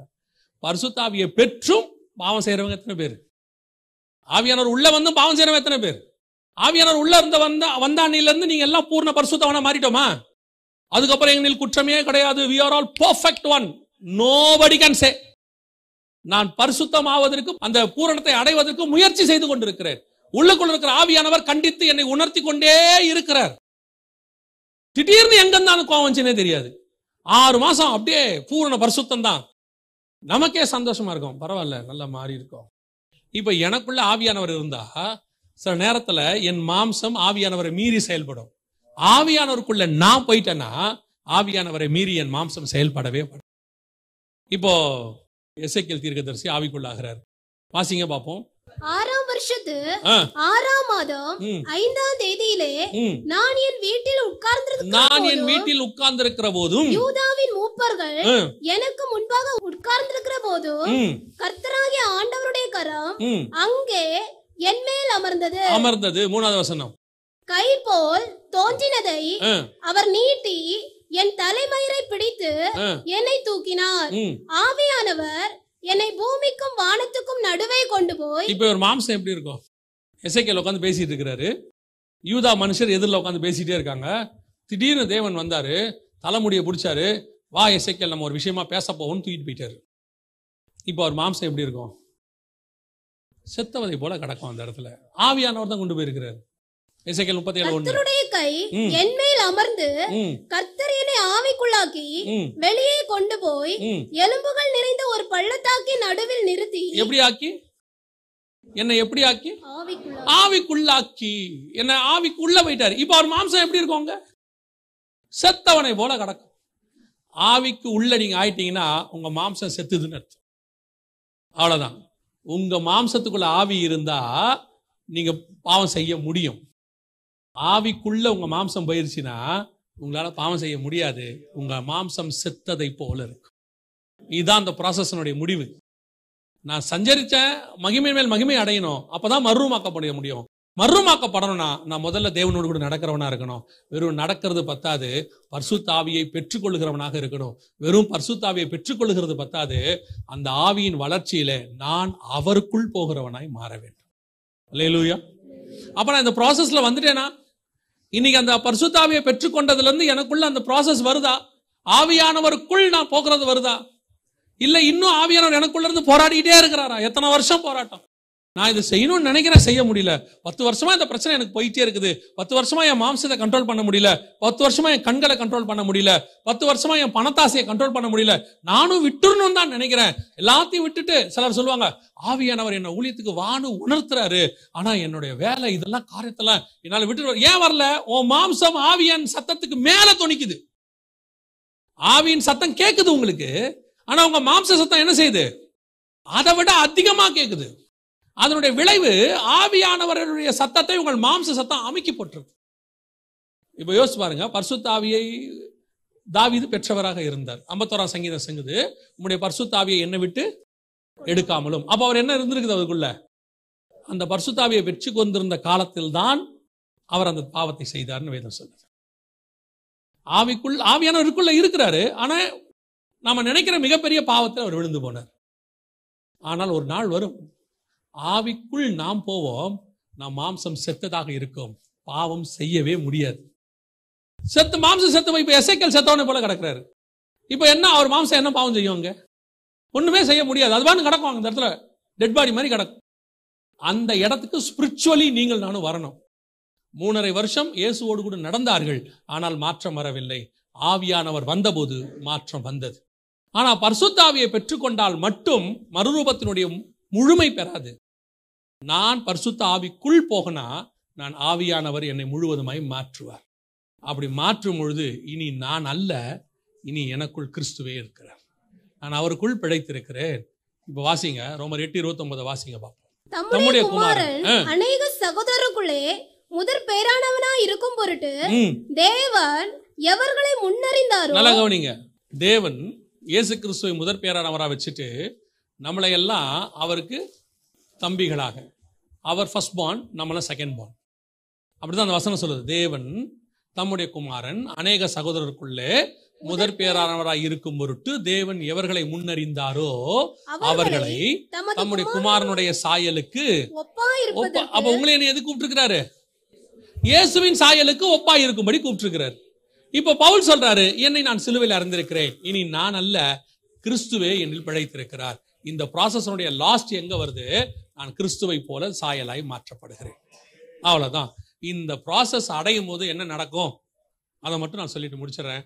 இந்த ப்ராசஸ் அடைஞ்சு நான் அப்படியே குமாரன் சாயலுக்கு ஒப்பாய் மாறும்போது 1 யோவான் 3ஆம் அதிகாரம் 2ஆம் வசனத்தை வாசிங்க. பிரியமானவர்களே, இப்பொழுது தேவனுடைய பிள்ளைகளாய் இருக்கிறோம், இன்னும் வெளிப்படவில்லை. ஆகிலும் நல்லா கவனிங்க, அவர் வெளிப்படும் போது அவர் இருக்கிற வண்ணமாக நாம் அவரை தரிசிப்பதனால், அவ்வளவுதான். இதான் ப்ராசஸ் உடைய முடிவு. இப்ப இந்த மகிமையின் மேல் மகிமை அடைகிற ப்ராசஸ்ல ஸ்டார்ட் பண்ணி, மர்ரூம் ஆகிறதுக்கான ப்ராசஸை ஸ்டார்ட் பண்ணி, அவரோட நடந்து பரிசுத்த ஆவியை பெற்று பரிசுத்த ஆவிக்குள்ள போய் நீங்கள் மரித்து கிறிஸ்து பிழைத்து வரும்போது கிறிஸ்துவின் சாயல்ல நாமும் அவரும் ஒரே சாயலாய் பரலோகத்துக்குள் பிரவேசிக்க போகிறோம். அல்லேலூயா. இந்த ப்ராசஸ்ல நம்ம எந்த இடத்துல இருக்கிறோம்? இந்த ப்ராசஸ்ல என்ன பெரிய விஷயம்னா, இந்த ப்ராசஸை நிறைய பேர் இன்னும் ஸ்டார்ட்டே பண்ணல. இந்த ப்ராசஸ் என்ன செய்யல? ஸ்டார்ட் பண்ணவே இல்லை. மகிமையின் மேல் மகிமை அடைகிற ப்ராசஸ்க்குள்ள வந்தாதான் இது ஸ்டார்ட்டே ஆகும். அந்த வசனத்தை வேணா திருப்பி ஒரு தடவை வாசித்துருங்க, முடிச்சிருவோம். 2 கொரிந்தியர் 3:18 வாசிங்க பார்ப்போம். நாம் எல்லாரும் திறந்த முகமாய் கர்த்தருடைய மகிமையை கண்ணாடியிலே காண்கிறது போல கண்டு ஆவியாயிருக்கிற கர்த்தரால் அந்த சாயலாக தானே மகிமையின் மேல் மகிமை அடைந்து, அந்த சாயலால் தானே மகிமையின் மேல் மகிமை அடைந்து மறுரூபப்படுகிறோம். அப்படியே கொஞ்சம் கொஞ்சமா ப்ராசஸ். அந்த பார்த்து அது மாதிரி கண்ணாடியில பாக்குற மாதிரி பார்த்து நம்மளை சரி பண்ணி கிறிஸ்துவின் சாயலுக்கு ஒப்பாய் மாறி அவர் வரும்போது நாமும் அவரும் ஒரே மாதிரி இருப்போமா. அந்த ப்ராசஸ்ல தான் இப்ப நம்ம போயிட்டு இருக்கிறோம். நம்மளோட பிசாசு என்ன பண்ணிட்டான்னு கேட்டீங்கன்னா, இந்த ப்ராசஸே ஸ்டார்ட் பண்ண விடாம அப்படியே உலகத்தின் பக்கம் உங்களை திருப்பி பணத்தின் மேல் பணம், கனத்தின் மேல் கனம், புகழின் மேல் புகழ். அதனாலதான் பைபிள் 2 வார்த்தையில சொல்லி முடிச்சிருச்சு, பரிசுத்தம் உள்ளவன் இன்னும் பரிசுத்தமாகட்டும், அநீதி செய்கிறவன் இன்னும் அநீதி செய்யட்டும். நீ எந்த ப்ராசஸ்ல இருக்கிறீங்கன்றத முடிவு பண்ணிக்கோங்க. நீங்கள் எவ்வளவு பெரிய கோடீஸ்வரன் ஆனாலும் என்ன ஆனாலும் முடிவுல ஒண்ணு மரணமோ அல்லது வருகையோ கிறிஸ்துவை சந்திக்கும்படி தான் போக போகிறோம் இல்லையா? அப்ப நமக்கு கொடுத்திருக்கிற இந்த வாழ்க்கை 70யோ 80யோ அல்லது 50யோ 40யோ, இந்த ப்ராசஸ் எதுக்குன்னா நான் கிறிஸ்துவின் சாயலுக்கு ஒப்பாய் மாறுவதற்கான ப்ராசஸ். அதுதான் என் வேலை, அதுக்கு தான் கொடுத்திருக்கிறார். இதுக்கு நடுவுல இந்த உலக வேலையும் பார்க்கணும், குடும்பத்தையும் காப்பாற்றணும், இதெல்லாம் செய்யணும். மோசே இஸ்ரவேல் ஜனங்களை நடத்தினார், தாவீது ஜனங்களை நடத்தினார், இயேசு கிறிஸ்து ஜனங்களுக்கு போதிச்சாரு, அப்போஸ்தலர்கள் உலகம் முழுக்க சுவிசேஷத்தை பிரசங்கித்தாங்க. இந்த வேலையை செஞ்சுக்கிட்டே தங்களை மறுரூபமாகிற ப்ராசஸ்ல கரெக்டா இருந்தாங்க. பவுல் சொல்றாரு, நான் யூதனுக்கு யூதன், கிரேக்கனுக்கு கிரேக்கன், ஆனா நான் யார் தெரியுமா? நான் கிறிஸ்துவின் சாயலை உடையவன். நான் பார்க்கறதுக்கு யூதன் கிட்ட போனா யூதன் மாதிரி பேசுவேன், கிரேக்கன் போனா கிரேக்கன் மாதிரி பேசுவேன், ஒவ்வொருத்தருக்கும் ஒவ்வொரு மாதிரி பேசுவேன், அவங்களோட பழகும் போது அவங்களோட இருப்பேன். ஆனா உள்ளுக்குள்ள நான் கிறிஸ்துவின் சாயல்ல மாறிக்கிட்டே இருக்கிறேன். நான் மரிக்கும் போது கிரேக்கனா மரிக்க மாட்டேன், மரிக்கும் போது யூதனா மரிக்க மாட்டேன், மரிக்கும் போது நியாயப்பிரமாணக்காரனா மரிக்க மாட்டேன், மரிக்கும் போது யார் மாதிரியும் மரிக்க மாட்டேன். நான் மரிக்கும் போது கிறிஸ்துவின் சாயல்ல மரிப்பேன், உயிர் தெழும்போது அவர் சாயலால் நான் திருப்தி ஆவேன். அல்லேலூயா. அப்ப இந்த ப்ராசஸ்ல நான் எந்த இடத்துல இருக்கிறேன்? திருப்பி அதான் கொஸ்டின் மார்க். நான் ஸ்டார்ட் பண்ணிட்டேன் அந்த ப்ராசஸ. ஃபர்ஸ்ட் அப்படி ஸ்டார்ட் பண்ணி இருக்கிறேன். ஆமா, எனக்கும் இந்த ஆசை இருக்குது, நானும் இதை தான் செஞ்சிட்டு இருக்கிறேன்னு சொன்னீங்கன்னா, இந்த ப்ராசஸ்ல எத்தனாவது ஸ்டேஜ்ல நாம இருக்கிறோம்? தேவனோட சஞ்சரிக்கிற ஸ்டேஜ்ல இருக்கிறோமா? பரிசுத்த ஆவியை பெற்றுக்கொண்டு அவர் சொல்றபடி கேட்டுக்கிட்டு இருக்கிற ஸ்டேஜ்ல இருக்கிறோமா? இல்ல ஆவியானவருடைய முழு கண்ட்ரோலுக்குள்ள போயிட்டோமா? அல்லது கடைசியாக சிலுவையில் அறையப்பட்டு கிறிஸ்துவின் சாயலுக்கு ஒப்பாய் மாறிக்கொண்டிருக்கிறோமா? அப்பதான் அவர் வரும்போது அவருக்கு ஒப்பாய் நாம் மாற முடியும். அல்லேலூயா. நாம் ஜெபிக்க போகிறோம். எழுந்திருக்கலாமா? நாம் எல்லாரும் தேவ சமூகத்துல ஒப்பு கொடுப்போமா? தேவ சமூகத்துல ஏதோ ஆலயத்துக்கு வருவது சடங்காச்சாரம் இல்லை. உலகத்தாருடைய சபையை பார்த்து நீங்க பாரம்பரிய சபையார் சொல்றீங்க. வர வர ஆவிக்குரிய சபையும் ஒரு பெந்தகோஸ்தே பாரம்பரியத்துக்குள்ள போயிட்டு இருக்கு. வர்றது என்னவோ, உட்காரது என்னவோ, கொஞ்ச நேரம் ஆராதிக்கிறது என்னவோ, உலகத்தின் சபைக்கும் உங்க சபைக்கும் எந்த வித்தியாசம் இல்லைங்கிற அளவுக்கு நாம போயிட்டே இருக்கிறோம். கொஞ்சம் கொஞ்சமா ஆண்டவர் நம்மளை பார்த்துட்டே இருக்கிறார். நான் இன்ன சபையில இருக்கிறேங்கிறது பெருமையே இல்லை, நான் யார மாதிரி இருக்கிறேங்கிறது தான் பெருமை. ஒரு சபையில மெம்பரா இருக்கிறது மட்டுமே பரலோகத்துக்கு எலிஜிபிலிட்டி கிடையாது. நான் இங்க கொடுக்கப்படுகிற உபதேசத்துக்கு ஏற்ற மாதிரி என்னை மாத்தி கொள்றதுதான் எலிஜிபிலிட்டி. இங்கே போதிக்கப்படுகிறது, சொல்லிக் கொடுக்கப்படுகிறது, நான் மறுரூபமாக்கப்பட வேண்டும், கிறிஸ்து வரும்போது அவருடைய சாயலால் நான் திருப்தியாக வேண்டும். மாறுது, எனக்குள்ள மாற்றம் வருதுன்றது உங்களுக்கே தெரியணும். ஃபர்ஸ்ட் கண்ணாடியில பாக்குற மாதிரி நீங்க பார்க்கணும்.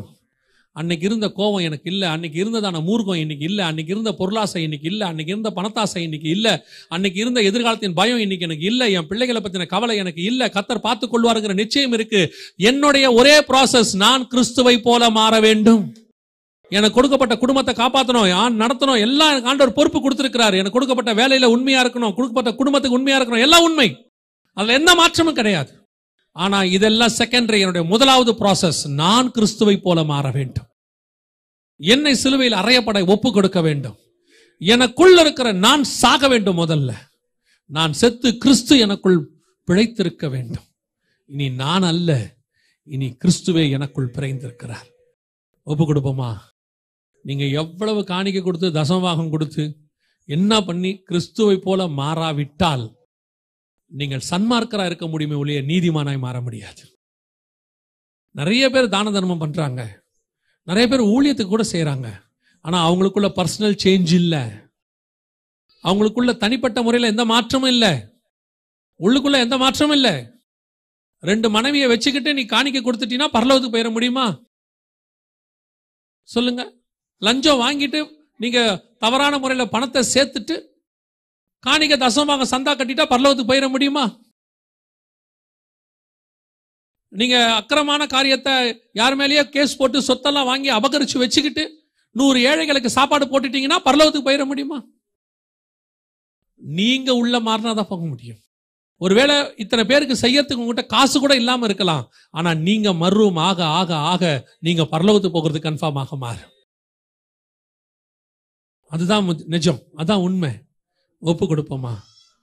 ஆண்டவரே, நான் உம்முடைய சாயலால் மாறணும், உம்முடைய சாயலாய் மாறணும். என்னை பார்க்கிறவங்க உங்களை பார்க்கணும். ஆண்டவரே, மோசையை பார்த்தவங்களுக்கு மோசே தெரியல, முகத்துல ஒரு பிரகாசம் தான் தெரிஞ்சிச்சு. ஒரு பிரகாசம் இருந்துச்சு, தேவனுடைய மகிமையே அதை பிரகாசித்தது. அந்த பிரகாசத்துக்கு காரணம் ஆட்டுக்குட்டியானவரே விளக்கு. மோசே முகத்துல ஒரு பிரகாசம் இருக்கு, அது என்ன பிரகாசம் அவங்களுக்கு தெரியல. மோசே முக்காடு போட்டுக்கோன்றாங்க, பார்க்க முடியல. மோசே, ஏன் உன் முகத்துல இனி மோசே தெரியல, எங்களுக்கு பிரகாசம் தெரிகிறது. புதிய ஏற்பாட்டுல தான் தெரியும், அவன் முகத்துல கிறிஸ்து தெரிகிறார், தேவனுடைய மகிமை அவன் முகத்துல தெரிகிறது.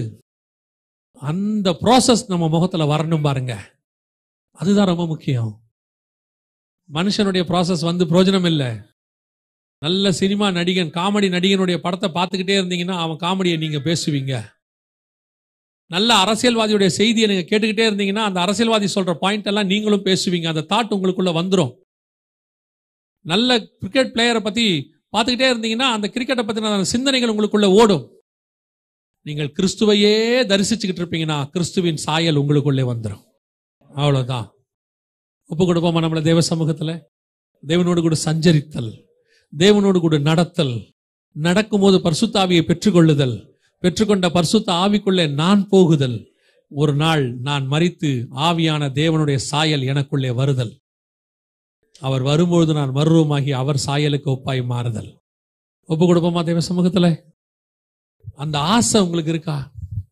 இந்த ப்ராசஸ்ல நான் இருக்கணும், இனி உலகம் எனக்கு அல்ல, நான் என்னதான் இந்த நாட்டுக்கு பணம் சம்பாதிக்க வந்திருந்தாலும் இன்னைக்கு கர்த்தர் என் கூட பேசி இருக்கிறாரு, நான் அந்த ப்ராசஸ்ல திருப்தி ஆகணும் அப்படின்னு ஒரு வேளை உங்களுக்குள்ள அந்த நிச்சயம், அந்த ஆசை வரும்னா கரங்களை ஆண்டவருக்கு நேராக உயர்த்தி சொல்லுங்க. ஆண்டவரே, நான் அப்படி மாறணும், மறுரூபம் ஆகணும். ஆண்டவரே, நான் அப்படி மறுரூபம் ஆகணும். ஒப்பு கொடுப்போமா? சர்வ வல்லமை உள்ள எங்கள் தகப்பனே, இந்த அருமையான நாளுக்காய் உமக்கு நன்றி, இந்த வேலைக்காய் ஸ்தோத்திரம். தேவ ஆவியானவர் எங்கள் மத்தியில அசைவாடின தயவுக்காக உமக்கு நன்றி. உடைய வார்த்தைகள் எங்கள் மத்தியில கடந்து வந்த தயவுக்காக உமக்கு நன்றி. ஆண்டவரே, ஒவ்வொருத்தருடைய இருதயத்துக்குள்ள இந்த வார்த்தைகள் ஊடுருவதாக இந்த நாளிலிருந்து அந்த மகிமையின் மேல் மகிமை அடைகிற ப்ராசஸ் ஸ்டார்ட் ஆகட்டும். ஆண்டவர், நீர் வரும்பொழுது நாங்கள் அத்தனை பேரும் உம்முடைய சாயலாய் நிற்க கர்த்தர் கிருபை பாராட்டும். உடைய மகிமையுள்ள கரத்தில் எங்களை தாழ்த்துகிறோம். எங்கள் ஆண்டவர் இயேசு கிறிஸ்துவின் நாமத்தில் ஒப்பு கொடுத்து ஜெபிக்கிறோம் எங்கள் ஜீவனுள்ள நல்ல பிதாவே.